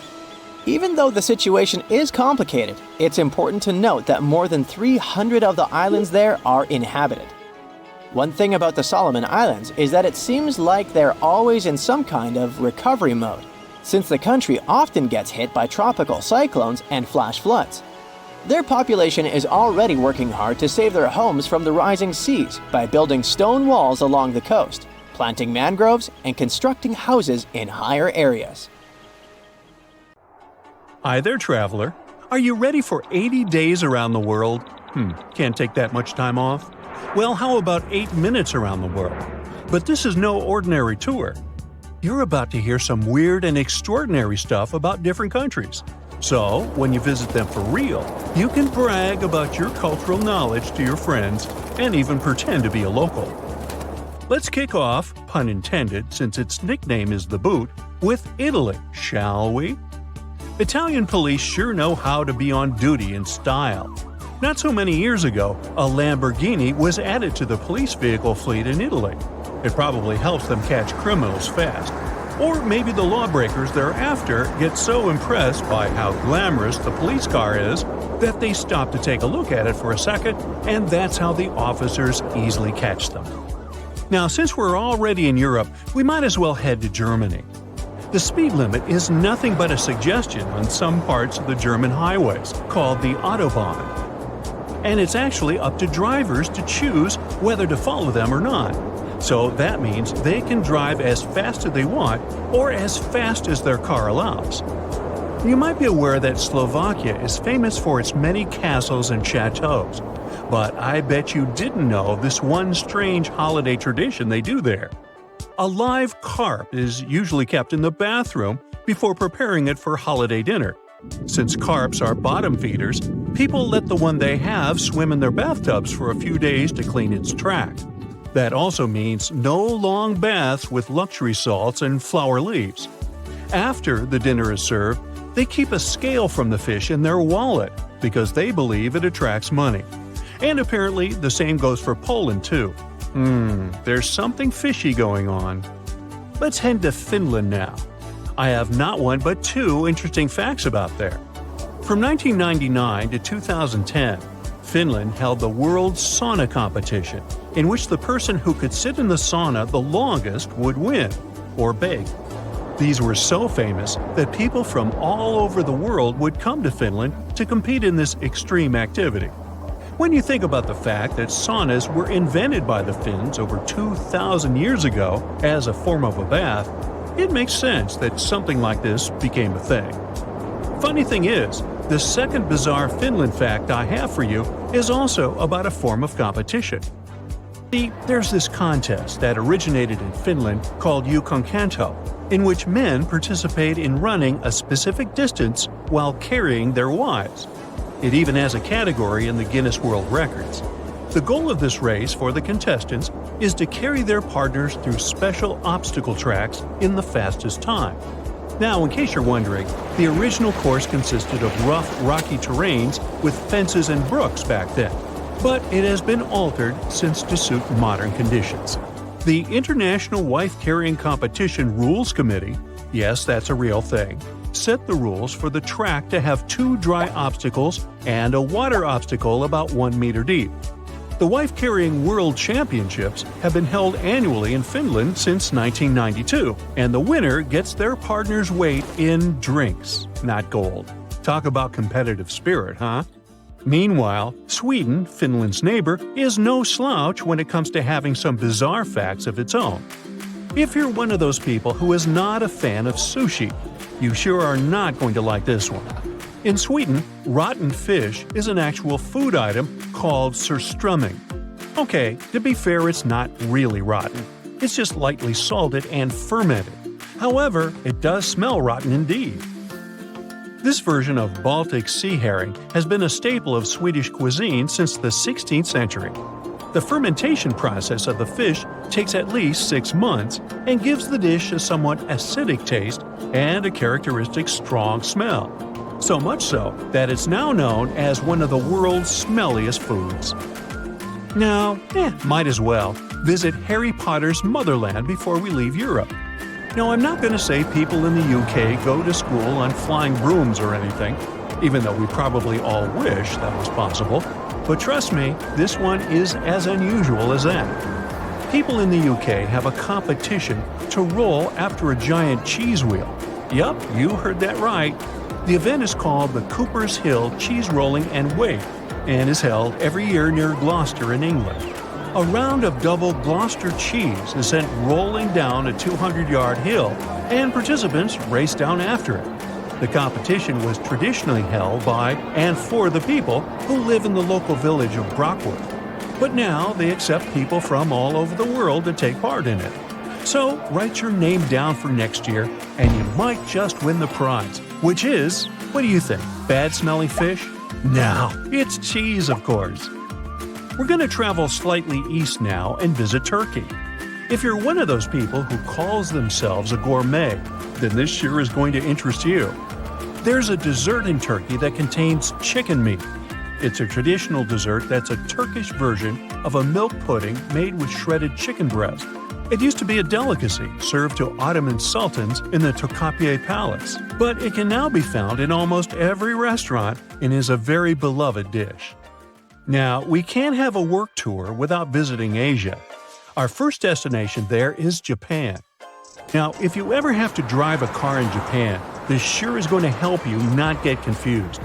Traffic lights there have a blue go light instead of the standard green. It has nothing to do with Japan's color of choice or anything, but it's all due to the Japanese language and the fact that there used to be one word to describe both blue and green. Although the International Convention on Traffic Light Colors dictates the regular red, yellow, and green, Japan is not among the countries which signed it. Yet again, in 1973, Japanese officials declared that the traffic lights should be the bluest shade of green possible to avoid any further confusion. Now it's time to head to Singapore. When you're walking down the streets of Singapore, don't be surprised to see bamboo poles sticking out of the apartment windows. Bamboo is a widely available material there, and it has a higher weight-to-strength ratio than steel. That's why people use them to dry their laundry there, and they say it actually helps clothes to dry faster. Oh, one more thing. Did you know that in Singapore, selling chewing gum has been illegal since 1992? But don't get me wrong, chewing gum is not banned. Only importing and selling it is banned. So that's why you'll rarely see someone chewing gum on the street. However, there's an exception to this. It is still allowed to sell therapeutic and dental gums, and these can only be bought from a doctor or a pharmacist. Now, when you think about fun activities, nothing beats a good old-fashioned water fight, right? Well, every April during Songkran, the Thai New Year's national holiday, Thailand holds a water festival. Major streets are closed to traffic and are used as arenas for water fights. People of all ages participate in the tradition and consider this a part of ritual cleansing during the celebration period. Meanwhile, New Zealand, the real-life Middle-earth, is our next destination. What do you think? This is not what you get when a chimp sits down at a keyboard. This is an actual word, which I'm not even going to try to pronounce because my tongue and teeth would fall out just attempting it. But it's the name of a real place in New Zealand, and it's actually known as the longest place name in the world with all of its 85 characters. The name is of Maori origin, and it's shortened to Taumata to make things easy for everyone, especially the tourists. And in case you're wondering what the word means, it's this.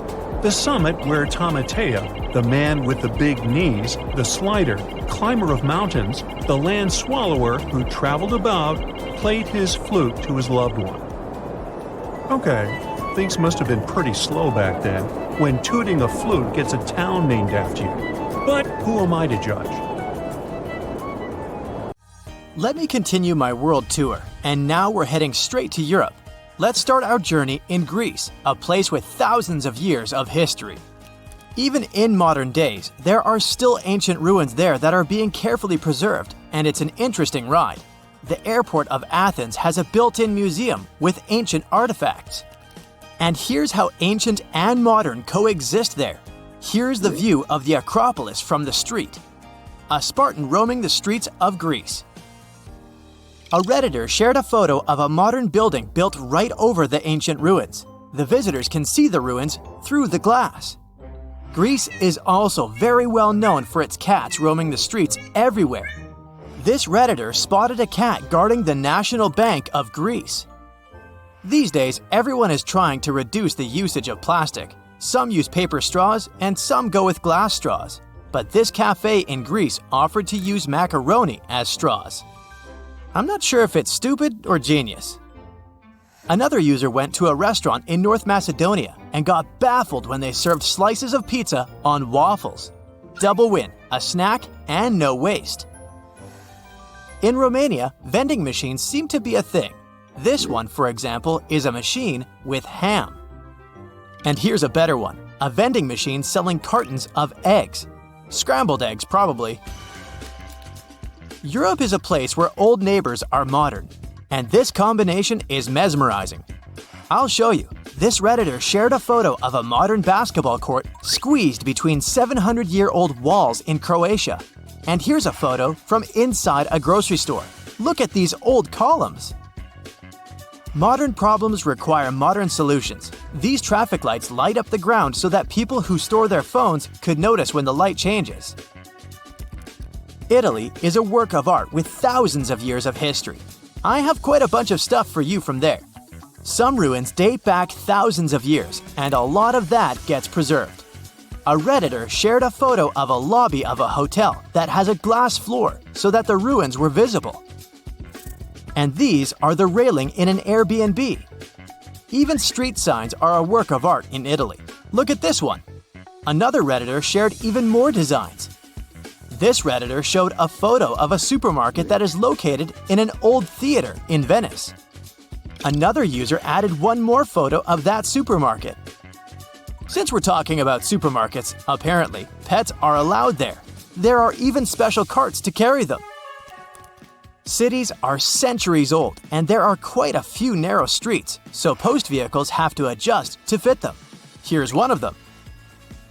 Some cities have canals or are located on islands, so boats are a thing. This is a UPS boat at Murano Island. Europe is packed with countries. The city of Basel in Switzerland is located right on the border with France and Germany, so the airport has 3 exits. You can walk out of it to France, Germany, or Switzerland. Let's walk out in Germany.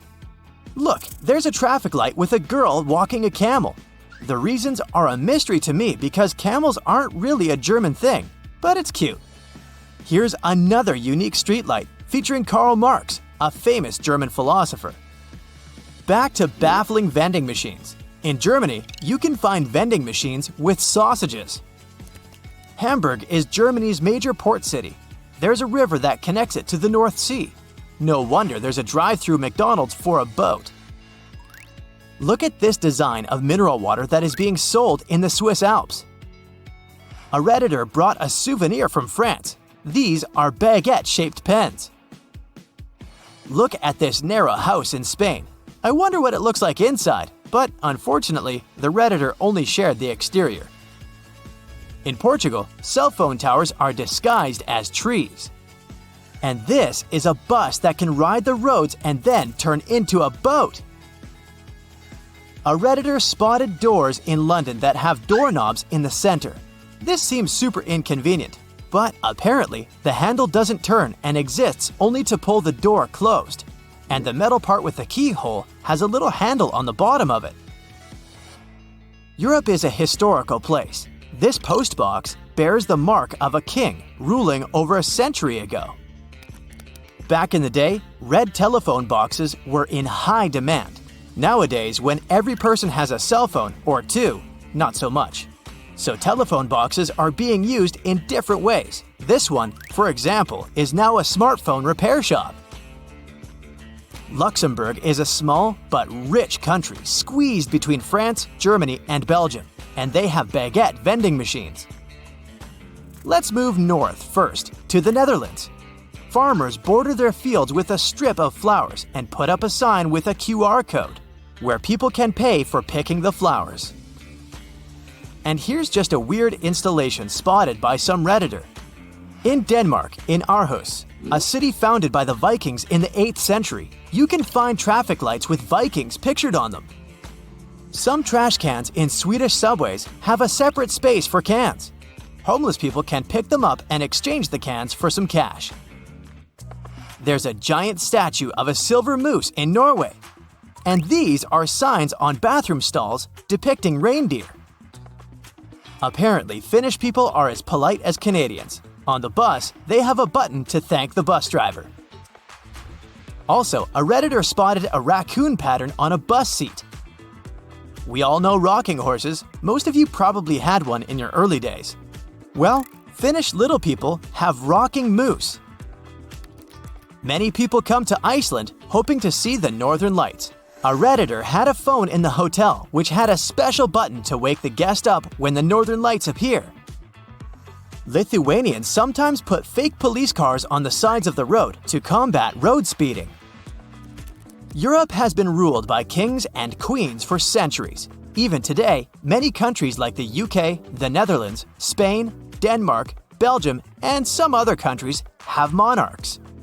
So, no wonder that there are hundreds of castles scattered across Europe. Poland doesn't have any monarchs these days, but it still has 500 castles. Here's a warning sign for ghosts next to one of them. In Wrocław, all landmarks have a model so that visually impaired people could touch and see them too. There's also a statue of Darth Vader in one Polish city. In reality, it's a statue of a Polish magnate who supervised the construction of a port. But from time to time, locals dress the statue in Lord Vader's costume. This sign in Poland specifically prohibits bikes, tractors, and horses to go on a highway. In some places, there's a separate line on the sidewalk for people who are walking and staring at their phones. And now we travel across the Atlantic to Africa. This is Dune 7 in Namibia, the 7th biggest dune in the world. It's as tall as the Empire State Building. An internet user shared this photo. Someone in Tanzania put a literal penthouse on top of the building. I did some research and found out that it's a hotel. Still doesn't explain the roof, but I'm totally buying it. Maybe it's marketing. Drivers in Mozambique should be careful and watch out for elephants. And this is a sign from South Africa. Watch out for penguins. And another one that asks to baboon-proof the trash bins. So baboons are the raccoons of South Africa. Trees growing through the roads aren't surprising anymore, but this is a palm tree in Morocco growing through multiple balconies. A Redditor shared a photo of a runaway horse in Israel returning to the backyard in an urban area. Urban horse encounters are relatively common in the country. A hotel in Turkey served a whole honeycomb for breakfast to this Redditor. In India, some people have tasty chickpea and tomato curry for breakfast. It's also accompanied by puri, deep-fried flat bread. Try to say that fast. It's hollow in the middle and gets puffed up with steam when it's heated up. Some South Africans eat putu pap for breakfast.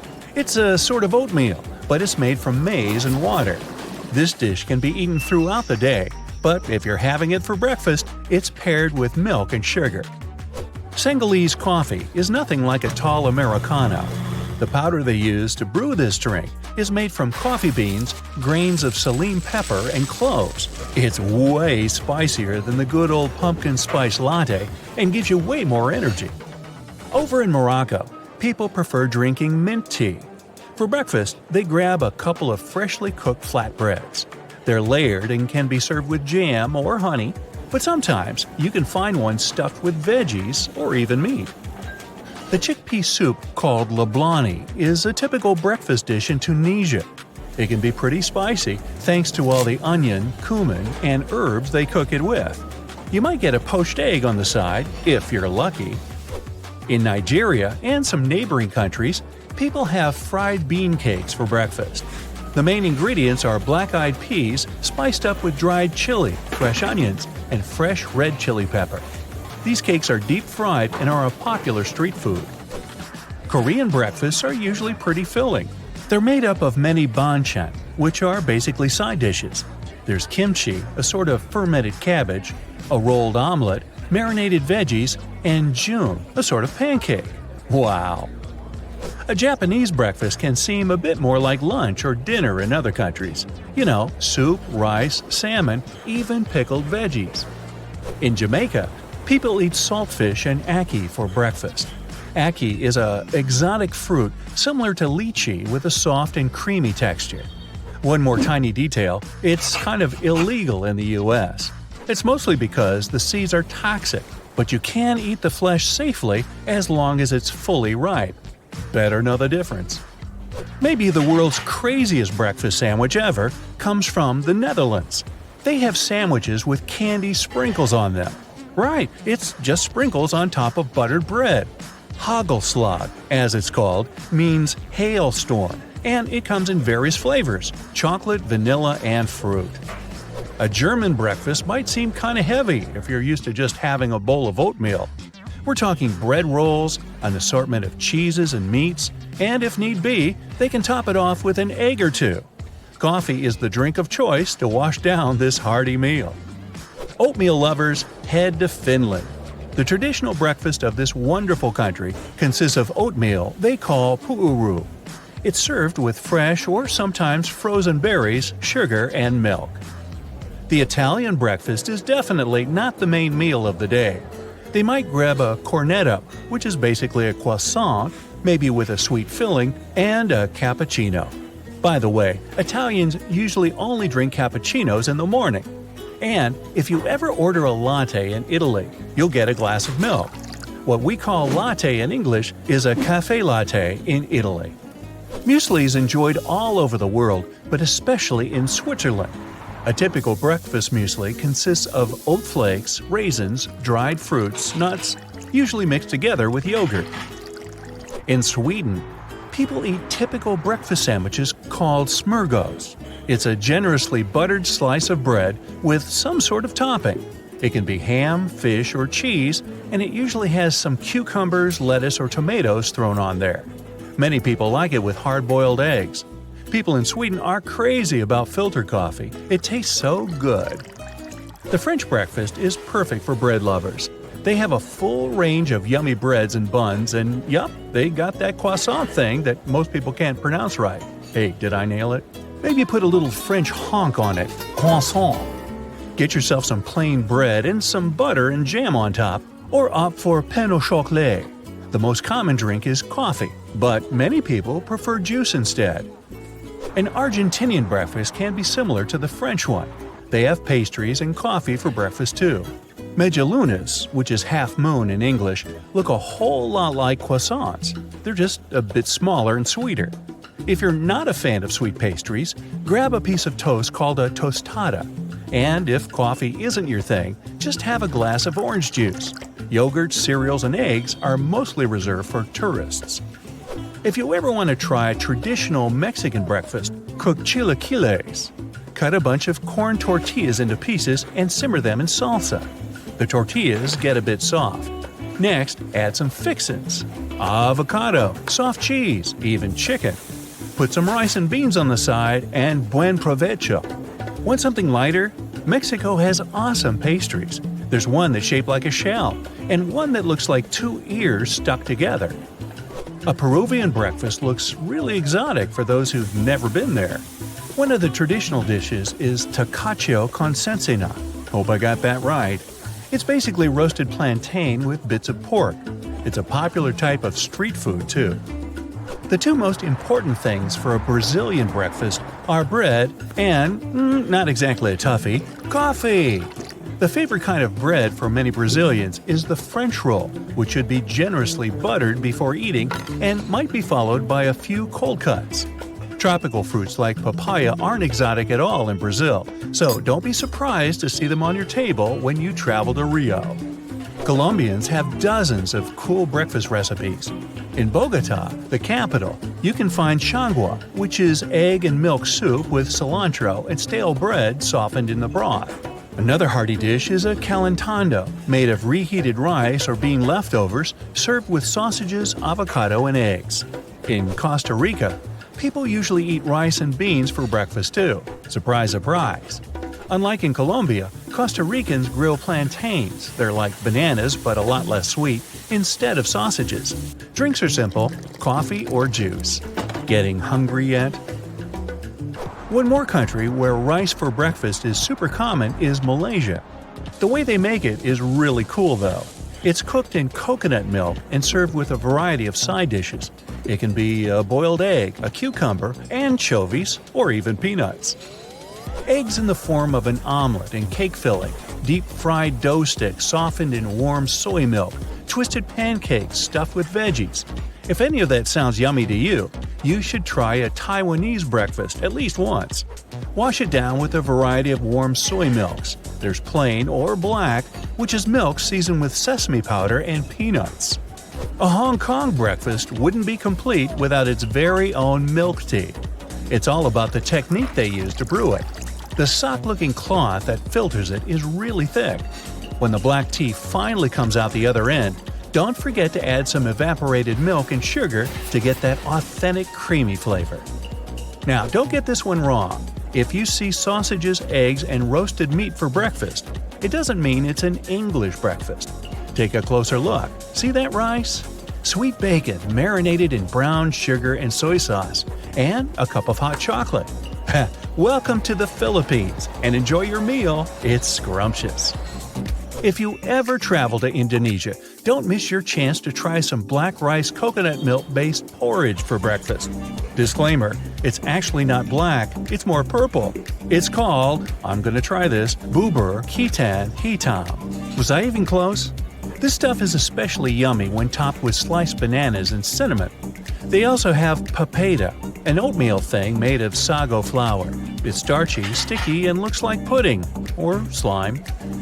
People in Myanmar are used to eating a hearty breakfast soup called mohinga. It's bursting with flavor. It has ginger, fish paste, lime juice, chili pepper, cilantro, and onions. The soup's made with catfish and even has noodles in it. Salty, sweet, spicy, and sour, all at the same time. If there was a contest for the biggest breakfast in the world, the Irish would take the grand prize. Just think, a traditional Irish breakfast has bacon, white pudding, black pudding, hash browns, fried eggs or scrambled eggs, a couple of sausages, beans, and probably some fried liver. Already figured out how to burn up all those calories? There are many myths around arguably the greatest structure ever built by humans, the Great Wall of China. Some say it's so grand that it's visible from space. Others claim that you can see it from as far as the moon. Other theories suggest that the builders of the wall were left inside. Well, sorry to disappoint you, but all these impressive stories are just myths. But even with those stories busted, the Great Wall of China is an impressive and truly breathtaking structure. So let me tell you its true story.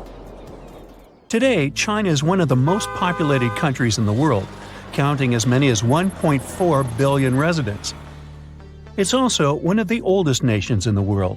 It has 3,500 years of continuous written history, but the civilization existed long before that. There is a theory that while the European continent, for example, was most likely reached by humans from Africa, China wasn't populated by settlers that came from somewhere else. Some people believe that the Chinese civilization got formed from local Stone Age people who lived on the territory since the prehistoric period. So now, the Great Wall of China. It's truly big even by today's standard, stretching for over 13,000 miles. To imagine it better, it's almost 5 times the distance between New York and Los Angeles. Or even a bit greater than the distance between the North and South Poles. Even in modern times, people have never built anything close to this big. Of course, it didn't take a day to build the Great Wall of China. 2? Keep going. In fact, the wall was being built for centuries. Maybe you know that ancient cities had walls around them to protect themselves from invaders. Yes, Chinese cities had them too.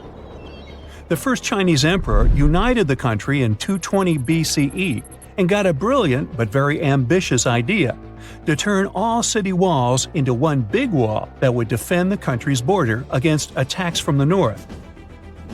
A trusted general directed the construction, enrolling a big group of workers, soldiers, commoners, and convicts. Back then, the wall was built of rammed earth and wood. In some places that were strategically important, the sections of the wall overlapped to provide maximum security. The walls were around 26 feet high on average. But the Great Wall didn't yet look like the construction we know today. Every next emperor would pick up the Big Wall project, strengthening and extending it, repairing, but also modernizing construction techniques. Some used bricks to build it, others moved on to granite and marble blocks. Watchtowers and platforms weren't there from the beginning as well. They were added by Ming emperors. The watchtowers made it possible to communicate with other parts of the wall through smoke and fire messages. So, the wall is quite inconsistent in terms of material, but it only adds more charm to the construction and shows how much effort and time it took. The reasons why some parts of the wall have been standing for centuries and are still in good condition is glutinous rice flour. Turns out, this sticky rice mortar is almost like cement. It's very strong and waterproof, sealing the bricks so tightly together that even sneaky weeds can't grow between them. You may also notice that some bricks have writings carved on them. They were left by the workers who were building the wall. The purpose of those writings is quality assurance.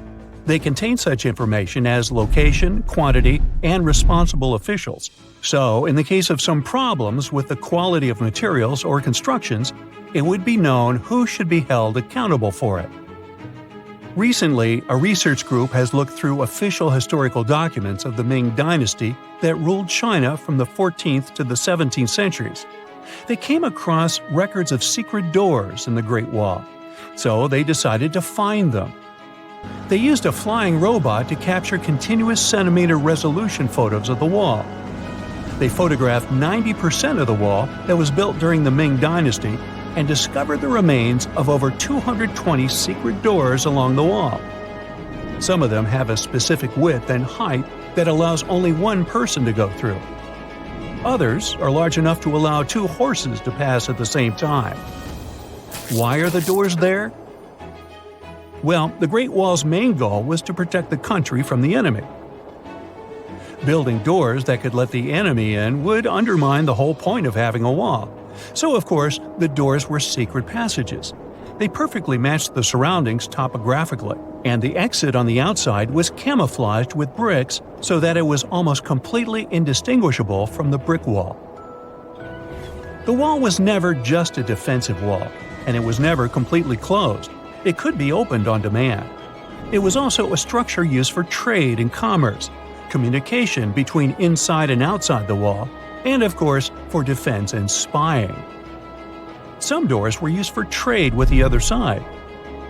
Through smaller doors, a person would sneak out to spy on the enemy that lived on the other side. The hidden gates were also useful for a sudden attack. As you remember, some gates were camouflaged with brick on the outside. The exit was so indistinguishable that the enemy had no idea exactly where it was located. The inside entrance for Chinese soldiers was hollow, so they could walk through the wall and break the camouflaged exit gate from the inside, starting their surprise attack. Now, even though the main point was to prevent outsiders from getting into the city, the wall wasn't too effective on that matter. It could still be climbed over or marched around.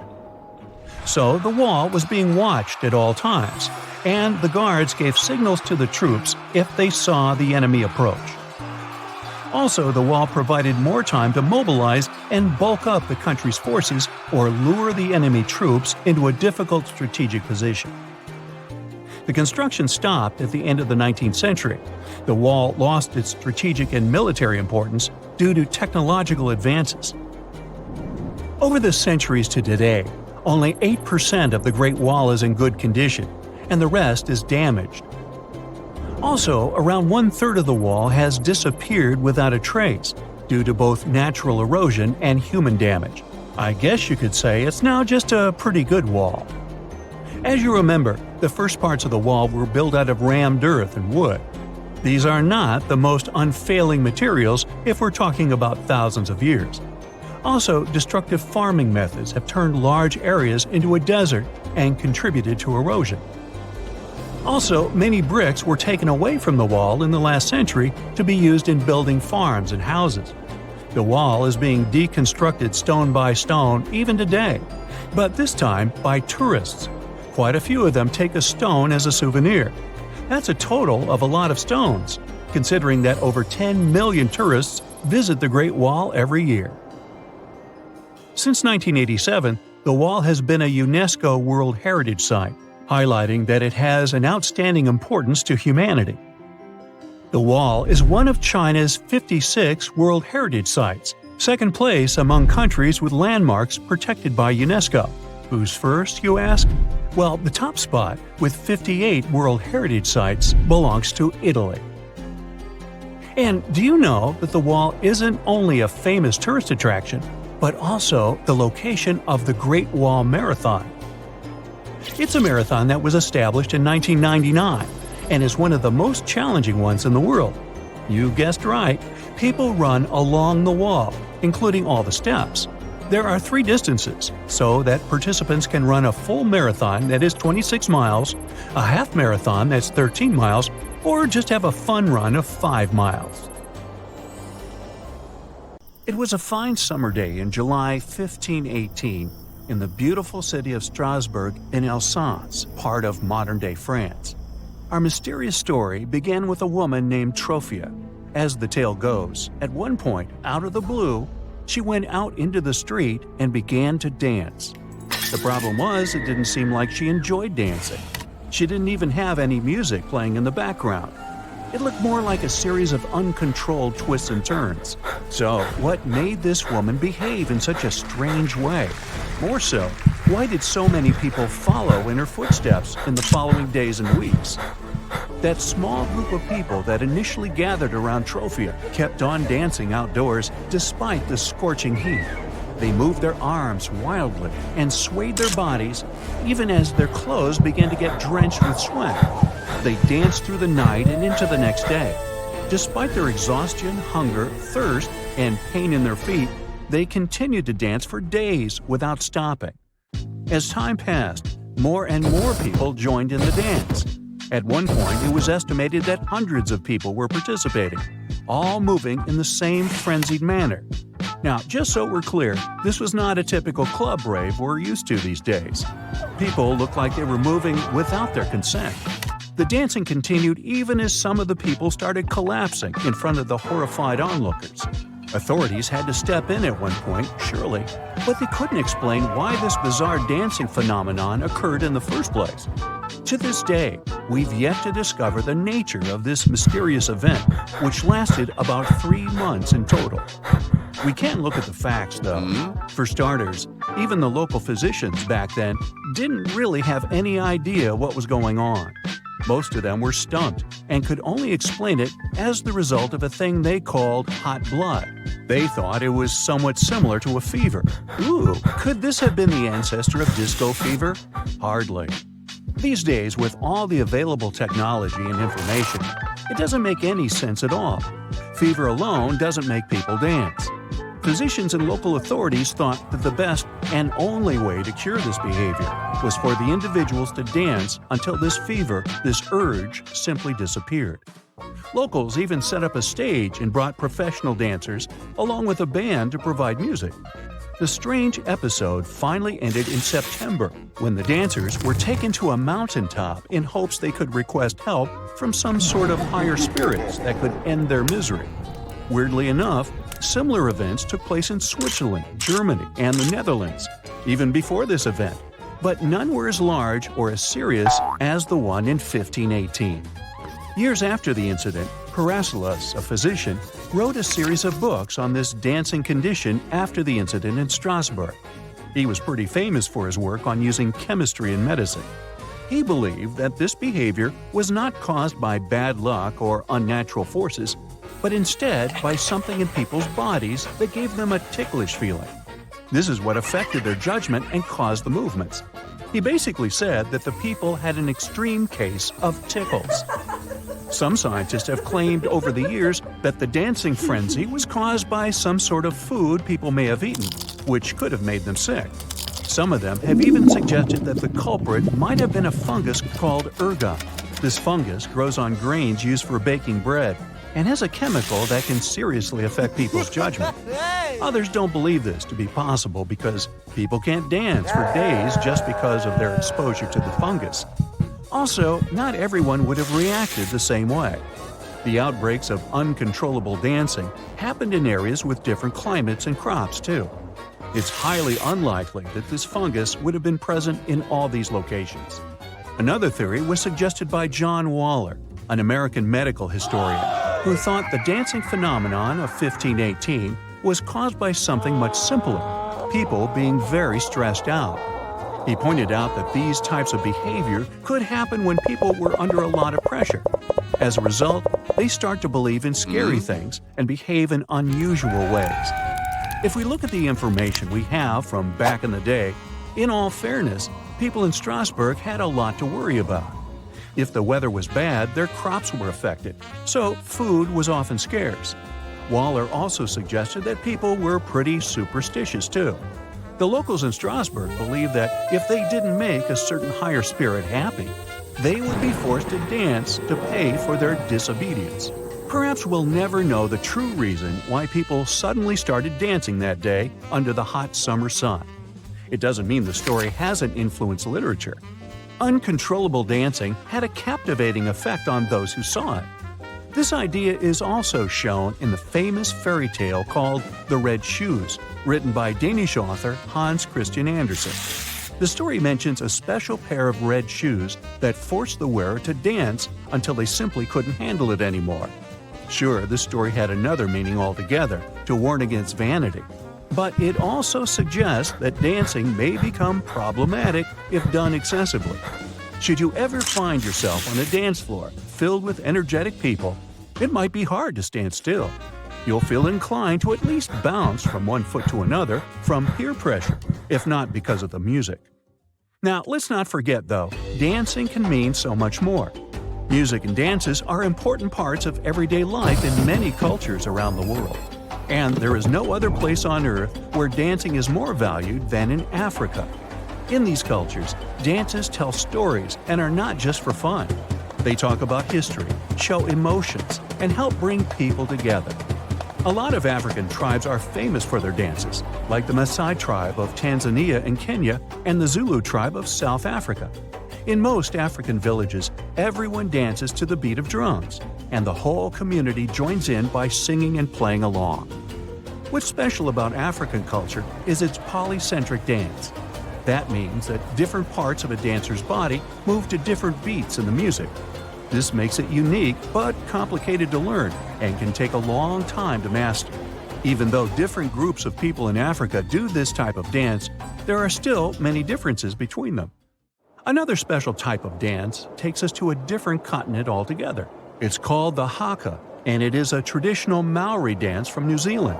It's performed by men, women, and children as a form of expression, challenge, or celebration. It can be accompanied by chanting and shouting, and it can be performed standing still or moving forward. Locals often perform it at significant events, such as weddings. It's known as a way to show strength, bravery, and unity, and can be used to intimidate opponents. It's so important to locals that it's become a pre-game ritual for the New Zealand national rugby team, the All Blacks. Not to mention, it's even protected by law. Asian traditions have special types of movements too. Kabuki, for instance, is a type of Japanese theater that includes both dancing and acting. It started in Kyoto in the 1600s, and these days it features only male actors. They play various characters in funny shows with naughty jokes. Over time, Kabuki became a 5-part performance that could be about Japanese history, family drama, or dance. The actors use special movements and faces painted with white powder and bright colors to show their emotions. The theater also has special effects, like hidden doors and a spinning stage, to make the show more exciting and keep the audience entertained for a whole day. 300,000 people and over 80,000 horses. Yep, that's Iceland. The breed they have there is very specific, hardy, long-lived, and because of it, internationally popular. These horses can be found in North America and Europe too, but they can have certain features people from Iceland don't want their breed to have. Because of that, the Icelanders wanted to avoid mixing their horses with other breeds, so they passed a law over 1,000 years ago that said no horse imports. That's right, even if they give you some of their own horses, you can't take them back. No chewing gum in Singapore. Vandals used to stick their chewing gum on door sensors or would find some other way to mess with public transportation. So the country had to spend around $150,000 annually to clean that. It was easier to ban it by law, so no gum can be bought, sold, or blown into bubbles over there. Not a good idea to import them either. Going to Greece? Good. Have a safe trip. And pick the right shoes. Ever since 2009, no high heels are allowed at the Acropolis. Not that Greeks have anything against stilettos, but they simply wanted to protect their ancient ruins from damage those pointy things can cause. That, and the fact that it's not really practical for such terrain anyway. In the Italian city of Milan, it's illegal to frown in public. Or at least it was a couple of centuries ago. Through difficult historical times, Milan had to create a way to stand out, which is why there was a law requiring people to smile and generally be in a good mood in public places. Germany has highways where you can drive over 100 miles per hour. But if you get crazy with speed and run out of gas while still on a highway, you'll pay a nice fine for that. Are you 1 to 2 miles away from the gas station and want to get there on foot? Better not. That's another fine. Germans make it your responsibility for filling your car, and walking along the highway is not that safe, as is leaving your car on the side of the road. A Winnie the Pooh t-shirt. That brings back some good old memories. Well, memories are sometimes better left at home. Since Winnie doesn't wear pants, Poland decided to ban this character, so you can't have it on your clothes around schools or playgrounds, no matter what age you are. Just in case you ever wake up and decide it's time to do some hiking in Switzerland without your clothes on, don't. For some unknown reason, some travelers made this type of hiking a thing in Switzerland a couple of years ago. So Swiss officials kindly ask you to keep your clothes on. Greetings from New Zealand. If you want to spend your Sunday afternoon flying with a rooster in a hot air balloon, you might have to find another country to do it, because here, it's illegal. Sorry. Staying in their neighborhood, in 1966, there was a law that prevented you from flying a kite in Australia in a public space if that bothered other people. Luckily, 1966 was a long time ago, so no one will remember this if you decide to have some flying kite fun in a park. Hopefully. While you're there, you can't tie your goat to your vehicle. Also, no dressing as Batman and Robin. You don't want to prove to law enforcement you're not actual vigilantes, right? In some cities, taxi drivers must have a bale of hay in their trunks at all times. At least, they had to until 1980. This law came from the olden days, when horses were still all the rage. And you can't just fill a horse with fuel now, can you? Moving to the United States now.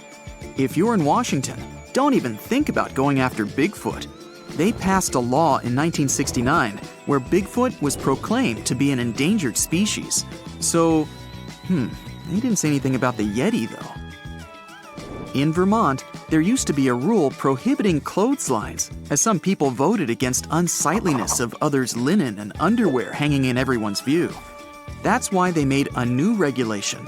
You can't forbid people to put up clotheslines. One rule against another. Yep, that should work. Shh, can you hear that? Someone's talking behind this door. Oh, I wonder what they're saying. Stop right there. At least if you're in Oklahoma. The law says you can't secretly wander around and accidentally overhear someone's conversation and then repeat or publish it later. So if you have anything to share, go tell it to the people of Oklahoma. Your secret is safe there. If you ever take a walk in Nevada and then decide to lay down on the sidewalk and take some rest, think twice, since that's illegal there. Don't sit either. You won't get away with it. Nuances, you know. If you're from Baltimore, Maryland, remember not to bring your lion to the movies. I know the big cat wanted to see it badly, but rules are rules. Also, while you're there, remember a couple of more things you shouldn't violate. No saying bad words in public places. No eating while swimming in the ocean. And no sleeveless shirts in public parks. You shouldn't throw bricks onto a highway in Iowa, unless you get written permission from the city council. Well, when you think about it, it's fair enough. If you don't feel like looking at large shiny billboards all over the city, go to Hawaii, since they banned those in 1920. Well, definitely not the only reason to visit Hawaii, but it's good to know. Meanwhile, other states like Vermont and Maine followed suit and are proud of it. One town in Georgia takes eating fried chicken very seriously. No fork, you eat it with your hands. In fact, in 2009, a woman who celebrated her 91st birthday in a restaurant was eating chicken with a fork when the police came and told her she was under arrest.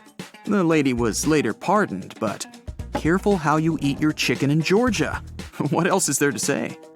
Speaking of which, do you know why the chicken crossed the road? Not sure, but what I do know is that these jokes certainly weren't made up in Georgia, since there, it's illegal for a chicken to do just that. You think silly string is fun? Well, a town in Alabama doesn't agree on that, because it says a firm no to keeping, using, storing, selling, manufacturing, or giving away any kind of snap pops, spray string, or similar substances. Yikes. Also, when you're there, don't drive blindfolded.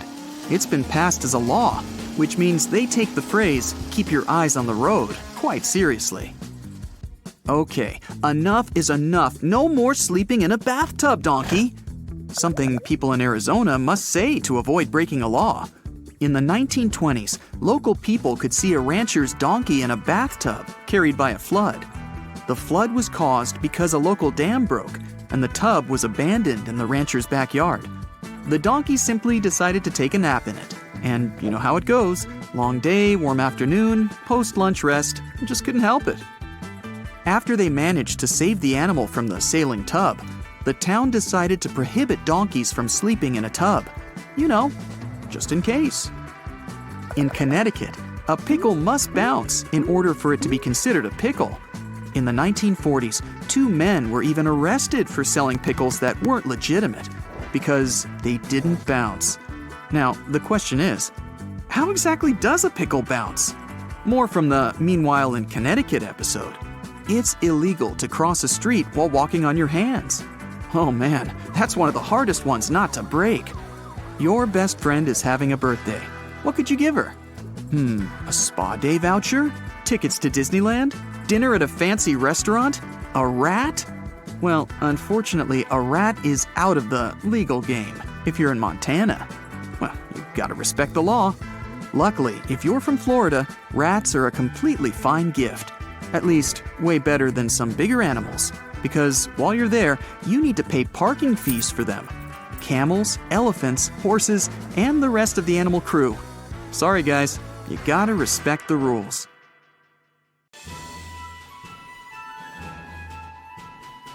No matter how tired you are, you can't go to bed in Buckingham Palace if the Queen is still awake. Members of the royal family can only doze off after the Queen does. You can't take selfies with members of the royal family. The exact reasons for this ban are unknown. They can have a little conversation with you. They don't sign autographs, so nobody can forge the royal signature. Some superstars follow their example. Many people sell items with a celebrity signature for a high price. When the Queen gets up from a dinner table, everyone also has to stand up. This rule applies to members of the royal family as well. They also stand up when the Queen enters or leaves the room. The British royals are required to have natural hair color. They can't choose extravagant haircuts that can change their image. Their nails must always look perfect. The only nail polish that's allowed is pale pink. Their facial makeup has to be simple. It's forbidden to apply makeup in public. All descendants of the royal family must obtain the approval of the current monarch before proposing. This rule is in the Royal Marriages Act and has been in effect since 1772. Members of the royal family aren't allowed to eat shellfish. Dishes made out of it most often cause food poisoning. Currently, there are no strict rules of behavior when greeting the Queen, but some royal family members choose the traditional greeting. Men do a slight neck bow, and women curtsy. Such a formality is the rules of etiquette. Other people greet the Queen with a customary handshake, but only if she extends her hand. The royals should not accept gifts from individuals not personally known to them, so they don't put themselves under any obligation to the donor. They may receive flowers and foodstuff in reasonable amounts, copies of non-controversial books given by the author, and other items of small monetary value. According to the royal wedding traditions, royal brides must carry at least 1 sprig of myrtle in their hands during the ceremony. Myrtle symbolizes hope and love, and every royal bride must add it to her bouquet. The royal family members also have to go through passport control. Of course, they don't stand in lines like other passengers, but they still must get the stamp on their passports. Everyone does it, except for the Queen. She doesn't need a passport because all passports in the country are issued on behalf of Her Majesty. When crossing any border, the Queen is only asked for her full name, address, nationality, and place of birth. The Queen doesn't have a driver's license either, She is the only person in the UK who can drive a car without license plates. It's forbidden for two heirs to fly on the same plane or ride the same train. This is necessary to protect the royal family. Family trips are also prohibited, but Queen Elizabeth sometimes makes exceptions and allows that. During any event, the Queen shakes hands with many people. To prevent catching any disease, she must always wear gloves. There's a rule for holding a cup of tea. The thumb and index finger should support the upper part of the handle. The middle finger should hold the lower part. The cup handle should always direct at 3 o'clock. The royal family lady should try drinking from the same place to avoid multiple lipstick stains on the edge of the cup. British royals are to master the art of the right handshake. The proper way to do it is to maintain eye contact and make 2 shakes. This is necessary not to maintain contact with people for too long and to show that royal family members treat everyone with equal respect. Every royal dinner is about following hundreds of rules and protocols. Seating of guests, the layout of cutlery, the proper serving dishes, following etiquette during meals, and much more. For example, according to etiquette, the Queen talks to the person on her right during the first course. When the second course is served, the Queen communicates with the guest on the left side. Members of the royal family should know and respect the customs, traditions, and rules of etiquette of the countries they visit. They are also always accompanied by a professional translator who helps in unclear situations. At any events at Buckingham Palace and beyond, women must take off their hats after 6 p.m. and wear tiaras. This rule applies only to married women. It's not a strict rule, but the royal family ladies are advised to stand and walk down the stairs, keeping their chin straight and parallel to the ground. As they descend the stairs, their hands should always be at their sides. One of the main rules during royal trips is to wear appropriate clothes. The royal family is forbidden to travel in simple, ordinary outfits, sneakers, hoodies, or jeans. They should always look perfect. That's why they wear strict business suits or dresses. It's also important that members of the royal family add elements of local culture to their outfits. For example, a maple leaf brooch on a trip to Canada. The Queen should wear bright outfits during her trips so that she can be seen from afar in a crowd. There are special assistants for outfits. They travel to countries weeks and even months in advance before the royal family visits. They plan what outfits to pick up for the royals, so they blend in with the local landscape and views. They check the patterns and colors of clothing so it wouldn't mean something bad and wouldn't be offensive to locals.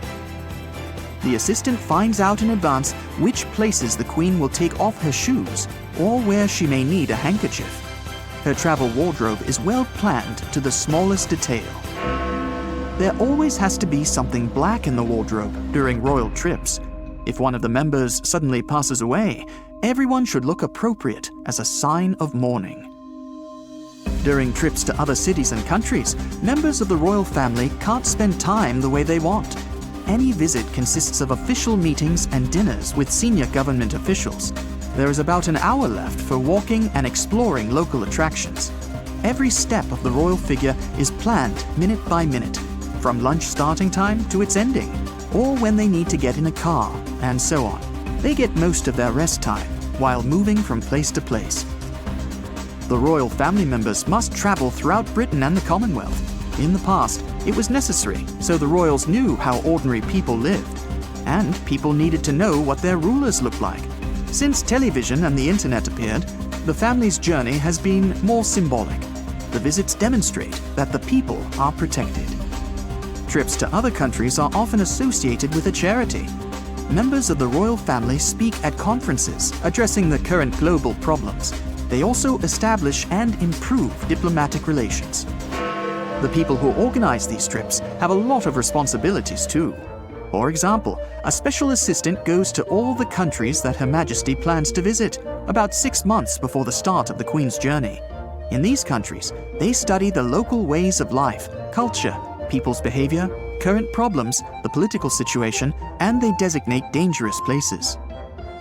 Members of the royal family should have at least a little knowledge about the life of the country they're visiting. talented assistants help them in this. A whole group of people with the head of a household and food management among them arrive at the countries the royals plan to visit in advance. They create an individual menu for each heir. They also instruct foreign chefs not to cook dishes with garlic and a huge amount of spices to prevent the royals from getting bad breath. By the way, the queen doesn't like garlic. Nobody puts it in meals. One of the former royal chefs revealed some of the queen's all-time favorite foods, telling the world she's an absolute chocoholic, but also likes steaks. Her Majesty preferred to keep it secret because otherwise all the cooks would only serve her favorites. Royal family assistants also tell the hotel staff what each member of the family's favorite drink is. Specially appointed doctors visit all countries in advance. They check all the hospitals of those countries that Her Majesty and other royal members will visit. The doctor learns the quality of the local medical system. They need to know where there can be a shortage of certain meds and bring them with them. A personal first aid kit for each family member is prepared for all occasions. Oh, you're dining in Paris with a full belly of French onion soup and a mouthful of double chocolate soufflé. Okay, enough of that bad accent. The waiter approaches asking how your meal was, and mouth full, you give a satisfied expression and make the A-OK gesture. You expect to see happiness on the waiter's face, but he looks at you with irritation. Well, it turns out that making a circle with your index finger and thumb does not mean okay in certain countries. In France, it means zero or worthless. Instead of praising the delicious food, you called it worthless. Oops. In Venezuela, Turkey, and Brazil, it's a hand gesture you shouldn't use either. In these countries, this is a sign that will offend pretty much anyone you flash it at. Enough said. Just give them your biggest smile and wait till you finish what's in your mouth to give your proper thanks. All over the world, giving a thumbs up is seen as a positive thing. It's an expression of your liking towards something, that everything is good. In parts of Italy, West Africa, Iran, and Greece, though, it carries a stigma as an incredibly offensive gesture. When visiting Malaysia, you use this digit to point at things. So next time you're trying to hitchhike in these countries, you should reconsider sticking your thumb out for a ride. You might never get picked up. Trying to order two of anything or showing someone the peace sign in the UK, Australia, or New Zealand is fine, as long as you don't have your hand the wrong way. Do this gesture wrong, and you're giving a very offensive hand signal, which isn't going to win you many friends. So make sure that when you have your index and middle fingers pointed up in the V shape, your palm is facing outwards, and you'll have a great time, mate. Bowing is used a lot in East Asian cultures to greet each other and guests. The deeper the bow is, the more respect you are being given. Fortunately, most Japanese don't expect foreigners to understand the bowing etiquette right away. They'll generally also accept a handshake or a nod. But being familiar and practicing your bowing etiquette before going to Japan will impress all the locals. How low can you go? Using your index fingers is considered impolite in several European, Latin American, and African nations. It's particularly rude in China, Japan, and Indonesia when pointing at a person. The gesture might be taken as you singling someone out to blame or insult them. If you ask for directions in the Philippines, you might be left scratching your head, wondering where they're pointing. Don't be alarmed. The locals use their lips instead of raising their hands. When in doubt, wherever you are in the world, just gesture toward a person or place using your entire hand. You might think that sticking your pinky finger out makes you look fancy, but in China, it's frowned upon. This gesture is the same as giving a thumbs down and meaning that something is making you unhappy. When taking photos with others, you want to be respectful and don't want to make any obscene hand gestures. Two gestures to avoid, in particular, are sticking up only your pinky finger and pointing at something with a dirty object, like a used fork or a chopstick. Now, it's fun to eat with chopsticks, but you might accidentally cause offense if you put them down the wrong way. When you're in China, South Korea, or Japan, don't make the mistake of sticking your chopsticks upright in a bowl of rice. This is considered bad luck. Oops. If you have to put your chopsticks down, simply place them on the side or across the bowl instead. Likewise, when eating in South Korea or China, don't ask someone to pass you some food. In these countries, you have to join in the action and grab what food you desire, and you're not going to offend anyone if you take that last bite either. In some places, it's acceptable to blow your nose while at the dinner table. Not all of us are even prepared for the sudden trickle of the nose, but as long as you excuse yourself and turn away, everything is okay. Except if you're vacationing in Japan, China, or South Korea, where the chilies can make your nose runny very quickly. So never blow your nose in public. If you must clear your nostrils, consider leaving the table and blowing your nose in the restroom or hiding away from any other observers while being quiet. It's considered rude and unhygienic to the people around you. Always use a paper tissue, not a handkerchief, and throw it away after use. Fiji is one of the top destinations in the world. Beautiful beaches and friendly people. Spending your vacation on this island, you're bound to meet a few local Fijians that'll want to shake your hand for a very long time. It's customary to hold your hand for the entire time that you're exchanging greetings, no matter how long. You should also make sure not to pull away too quickly. It's considered very rude if you end the handshake abruptly. If you are in India, you put your hands together instead of shaking a person's hand. Holding your hands in a prayer formation, tilt your head down slightly and greet the person with Namaste with your hands close to your chest. Crossing your arms means nothing in most countries. Maybe you're cold, bored, or it just feels more comfortable. In Finland, though, it's likely to send the wrong kind of message. Having your arms crossed means major disrespect. Finnish people see this as a sign of arrogance and defiance. It's done mainly to tell the people around you that you're looking for trouble. Yikes. This body language will be taken as a dare, so you're likely to be confronted if you do it. Specifically, avoid crossing your arms at people directly. You don't want to cause any trouble if you're over there on holiday. It might be tempting to shake hands with a person as soon as you meet them in Russia, but if it's in a doorway, forget about it. It's not the end of the world if you forget this simple rule, but some Russian people consider it to be very unlucky. Step all the way through the doorway before you extend your hand for a handshake. This goes for restaurants, homes, shops, and just about anywhere else you can think of with a doorway. Avoid this simple mistake and you'll save yourself some trouble and bad luck. The head is the most sacred part of the body in Thailand, so patting anyone on the head can be seen as a serious offense. In the United States, patting or ruffling someone's hair is meant to be playful or even an indication that someone's done a good job. But in Thailand, it's best to keep your hands away from other people's heads to avoid disrespecting or making them feel unclean. It's also wise to not point with your toes, as feet are considered the dirtiest part of the body. While on holiday, the last thing you want to be doing is insulting people. Looking at your watch in the middle of a conversation can be considered extremely rude in the Middle East. It looks like you're in a hurry to get away from the person you're talking to.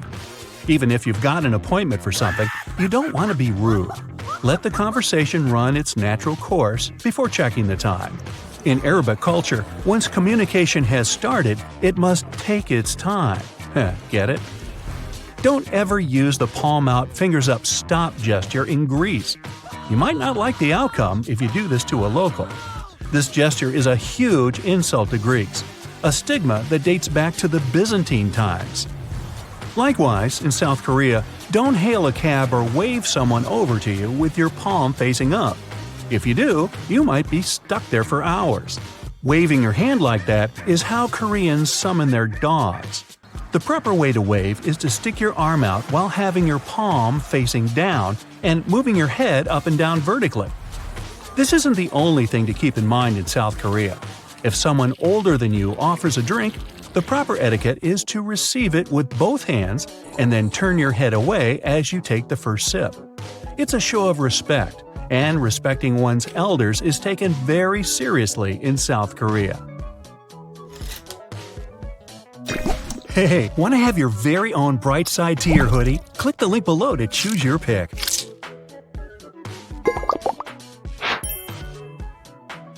It's your first trip to Egypt, and your new friends there invited you for lunch. The food seems a bit dull, so you decide to spice it up with salt and pepper. You don't see it on the table, so you ask the host for it, and you notice everyone's shocked. It turns out it's a huge insult to the cook when someone wants to change the original taste of the food on their plate. The cook made it that way for a reason, and wanting to spice it up means showing that the dish wasn't good enough. You're used to doing it as a kind gesture around the world, but don't tip waiters, taxi drivers, or hotel workers in Japan. They can get offended because they already get paid for providing you with good service, and there's no need for extra money to make it any better. If you really want to show appreciation, just say thank you. It's okay to tip private guides, tour companies, and interpreters. You can put any amount that feels right to you in an envelope and hand it down to them. If you want to impress your new Japanese friends or colleagues, take some time to study chopstick etiquette. When you master the art of holding chopsticks, remember not to rub them together. People do it to remove splinters, so it might look like you're unhappy with the quality of the pair that your host provided you with. Don't put your chopsticks vertically in your bowl of rice. This way, it can be seen as an offering to the deceased. Don't wave chopsticks in the air or use them to point at things. Both are considered really rude. The same is with moving things with your chopsticks or the hand holding them. It looks disrespectful, plus you're likely to spill things. When in Italy, don't order a cappuccino after noon. The locals don't do it because they believe the milk and foam turn this drink into a meal, and it's not good for digestion. Also, be prepared to enjoy your coffee standing at the bar and pay for it before you even order it. First, you pay the cash register, then show the receipt to the server to get your drink. Are you a big fan of chewing gum? Well, you'll have an uneasy time in Singapore. Using, selling, and importing chewing gum is banned there, and you'd have to pay up to several thousands of dollars for doing it. This law was introduced in the 1990s to make the city cleaner and keep the local fast trains up to schedule. When they launched a new transit system, passengers stuck gum onto train door sensors, causing some serious delays. With the new rules, this problem was solved. The no gum policy, along with many other strict rules, did help to make Singapore a really clean and fine city. Pun intended. If you absolutely can't imagine your life without chewing, the local authorities recommend replacing the gum with bananas. When someone asks you to pass them something, like salt at the table in Bolivia, don't give it directly to them. Hand it to the person sitting next to them, and they'll pass it for you. If the person next to you is asking for that little favor, you still can't hand it straight to them. The person next to you will have to help. This table etiquette comes from a superstition that handing something to someone directly into their hands brings bad luck. For the same reasons, you can't reach across the table or stand up to pass something or toss it to someone. And don't forget to keep both hands on the table when you aren't eating. It might look like you're trying to hide something if your hands aren't visible at all times. When you arrive for a meal in Jordan, the hosts may give you some bitter Arabic coffee as a warm welcome. Don't try to stretch it for the rest of the evening. The polite thing to do is empty it fast. Only when everyone's done with the drink do people go back to socializing. As you pass the empty cup to the hosts, make sure to jiggle your wrists. If you just pass it without jiggling, it will mean you're asking for a refill. Don't rush to arrive at an event on time in Venezuela. People might think that you're rude or greedy. The polite thing to do is to be 10 to 15 minutes late. Events scheduled for 7 o'clock will often begin at 8 o'clock or later. A popular story goes that in the 1980s, a foreign reporter arrived at a press event more than an hour late. When he saw the room was mostly empty, he went to apologize to the host for missing the event. The host then told him he was the first reporter to arrive. It's quite interesting because the clocks in this country have officially been 0.9 seconds ahead of the rest of the world for years. Are you planning to travel by bus in Ireland anytime soon? Don't forget to thank the driver for the ride on your way out of the bus. You'll hear an overwhelming majority of locals do it loudly, as it's basically not optional. Choose the gift wisely if you've been invited to a home in Vietnam. It's okay to bring fruit, sweets, or incense. Handkerchiefs are believed to be a symbol of a sad farewell, and cutting tools are a sign of cutting relationships. So don't bring those. Wrap your gift in colorful paper and don't opt for black. The locals believe this color to be a bad omen. When you present the gift, hold it with both hands. And don't be surprised if the hosts don't open it right away. It's done after the giver has left. Don't leave anything on your plate in India. It's a sign of disrespect for the food you were served. Food is considered sacred in the country, so it would upset your hosts a lot. So, wash and dry your hands before starting the meal. Don't forget to praise the cook and wait for the eldest to stand up before you leave the table. In South India, it's common to serve food on a banana leaf. You gotta fold it over from the top when you're done with the meal. Folding it from the bottom means you weren't satisfied with what you got. It might be a good conversation starter elsewhere, but don't brag about your achievements in Denmark. The locals believe that everyone is equal, so you won't hear them talk about their successful careers or talents or how special they are. And they expect the same from you. If you're looking for a good topic, they'll gladly talk to you about the greatness of their country. The Danes are really proud of it and all its wonders. If you're going on a trip to Germany and plan to drive on the famous Autobahn, make sure to tank up before you hit the road. Stopping, parking, making U-turns, and backing up on this super speedy highway is illegal. Yes, even if you have to stop because you've run out of gas, you'll have to pay a fine since you were supposed to plan things better. And although the Autobahn technically doesn't have a speed limit, watch out if you're passing by urban areas like Frankfurt, Berlin, and Munich, or construction works and heavy traffic. There will be special speed instructions for these spots. In case you're planning to explore Cyprus by car, quench your thirst before you start the vehicle. Drinking anything, including water, isn't allowed while driving on the island. So if you can't resist snacking or drinking behind the wheel, prepare to pay a fine. In Ethiopia, you gotta think twice before choosing a gift for someone. They see it as a debt they'll have to repay in the future.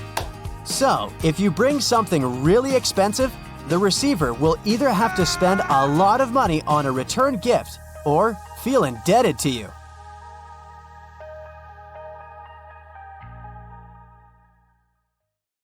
If you're planning a trip across the Atlantic, you should prepare for more than just the jet lag. Depending on where you land, life in Europe can seem a bit unusual. So it's best to do a bit of research before you travel. Speaking of quirky little differences, one of the first things you may notice is the lack of AC. Hope you like fresh air because central air conditioning isn't everywhere like you might be used to. In Europe, you might find that someone's flat, office, or even a full restaurant doesn't have an AC unit. That's because some Europeans rely solely on their windows to get a breeze. However, bigger places like grocery stores and malls usually keep things well ventilated. Water in European restaurants is not always free either, even though this is common practice in the US. Sure, you'll get a fancy glass bottle at most places, but you'll also see it on your bill. More so, if you ask for water, be sure to specify if you'd like it still, because you might get sparkling water instead. Forget about getting a glass full of ice water too.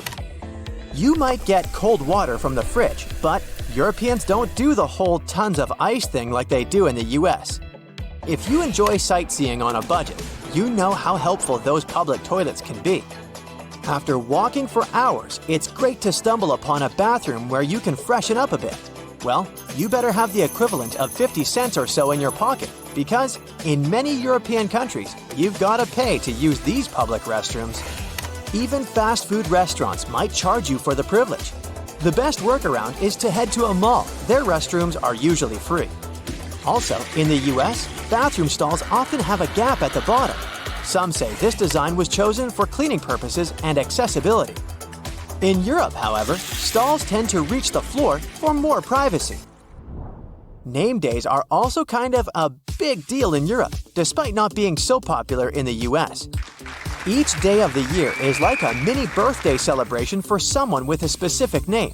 Europeans who follow this tradition see it as a second birthday, and even some take it more seriously than their actual birthday. Even the way we perceive things can be totally different depending on where you're from. Take a 100-year-old building in Europe that's practically brand new, but in the US, it's considered old. Depending on who you ask, some Americans might even consider an object that is 200 years old to be ancient. Europeans reserve this word for something that comes from a time before the Middle Ages. However, when it comes to distances, it's quite the opposite.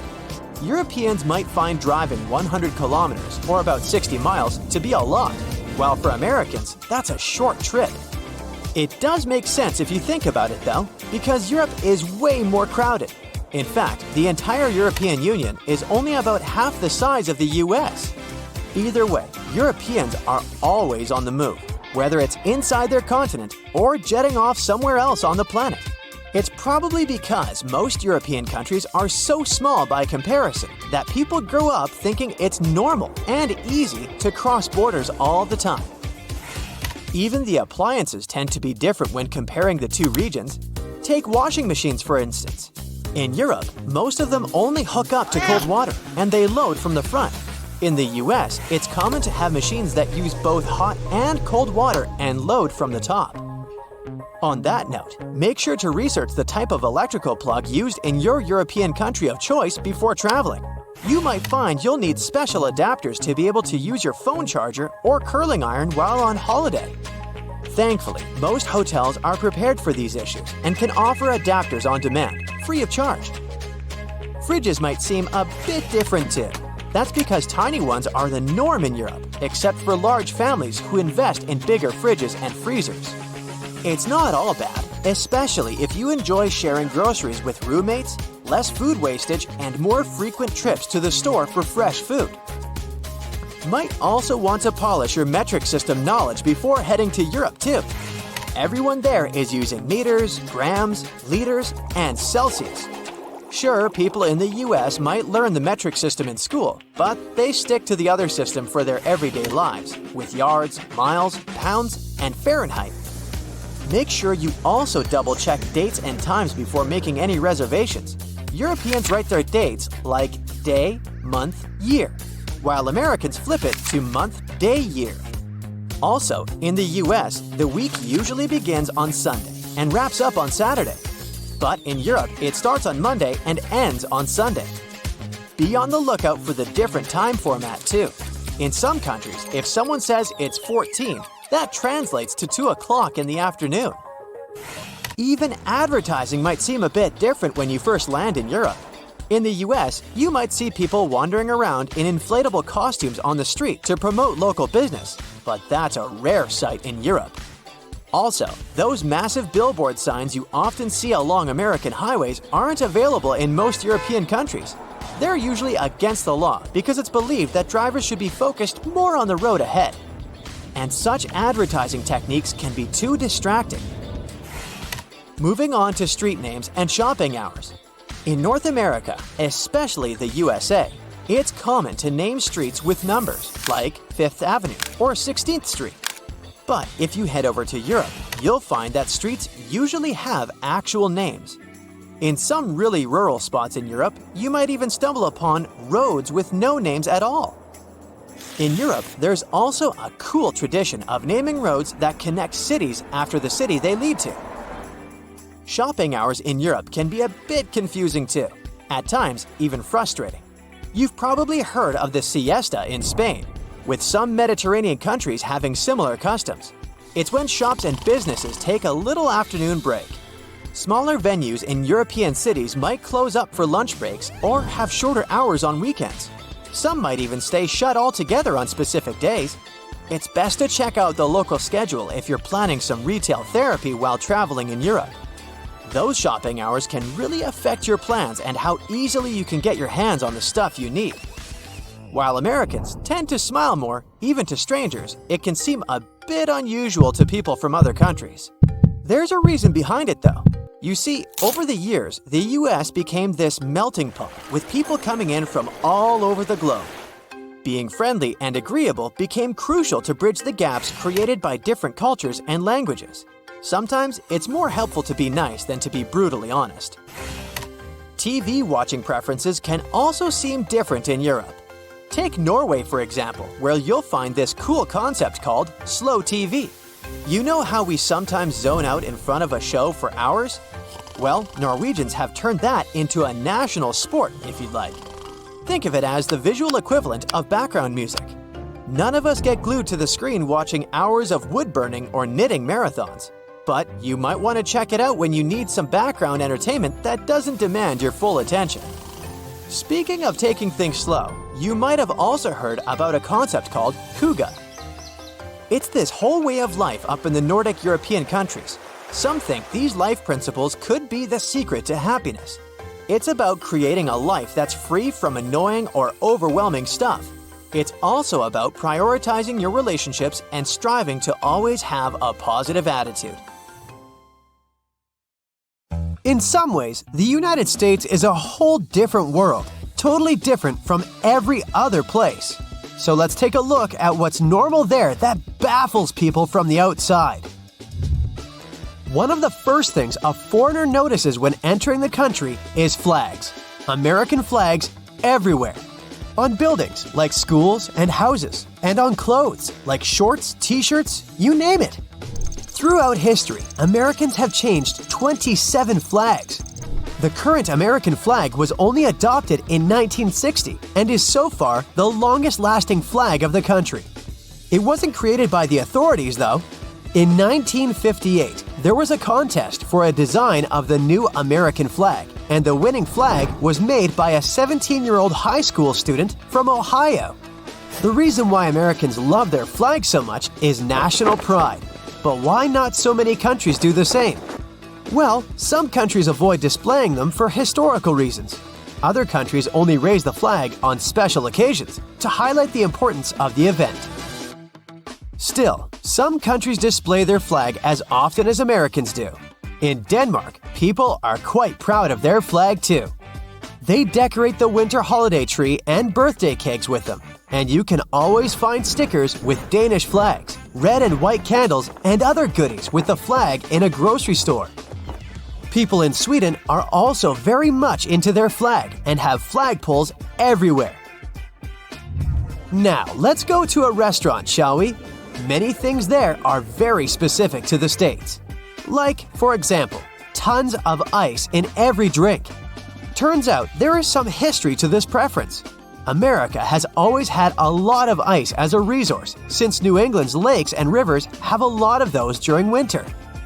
Centuries ago, before refrigerators and other helpful cooling machines, that kind of cold resource was very valuable, and the States started exporting ice to other parts of the world. And also, of course, consuming it themselves. They started to put ice in their hot drinks, in contrast to the British, who were always drinking their beverages hot. The ice in the drinks has become an American thing, and it was also considered a rich person's drink. Yep, the ice would also show a person's status. Of course, with time, when refrigerators appeared, ice became available to everyone, and Americans started to add it to their drinks commonly. The habit remained, but also, ice drinks are very refreshing, which is especially important in the hot south of the country. But if you come from abroad and don't want your drink freezing cold, always specify it to the waiter.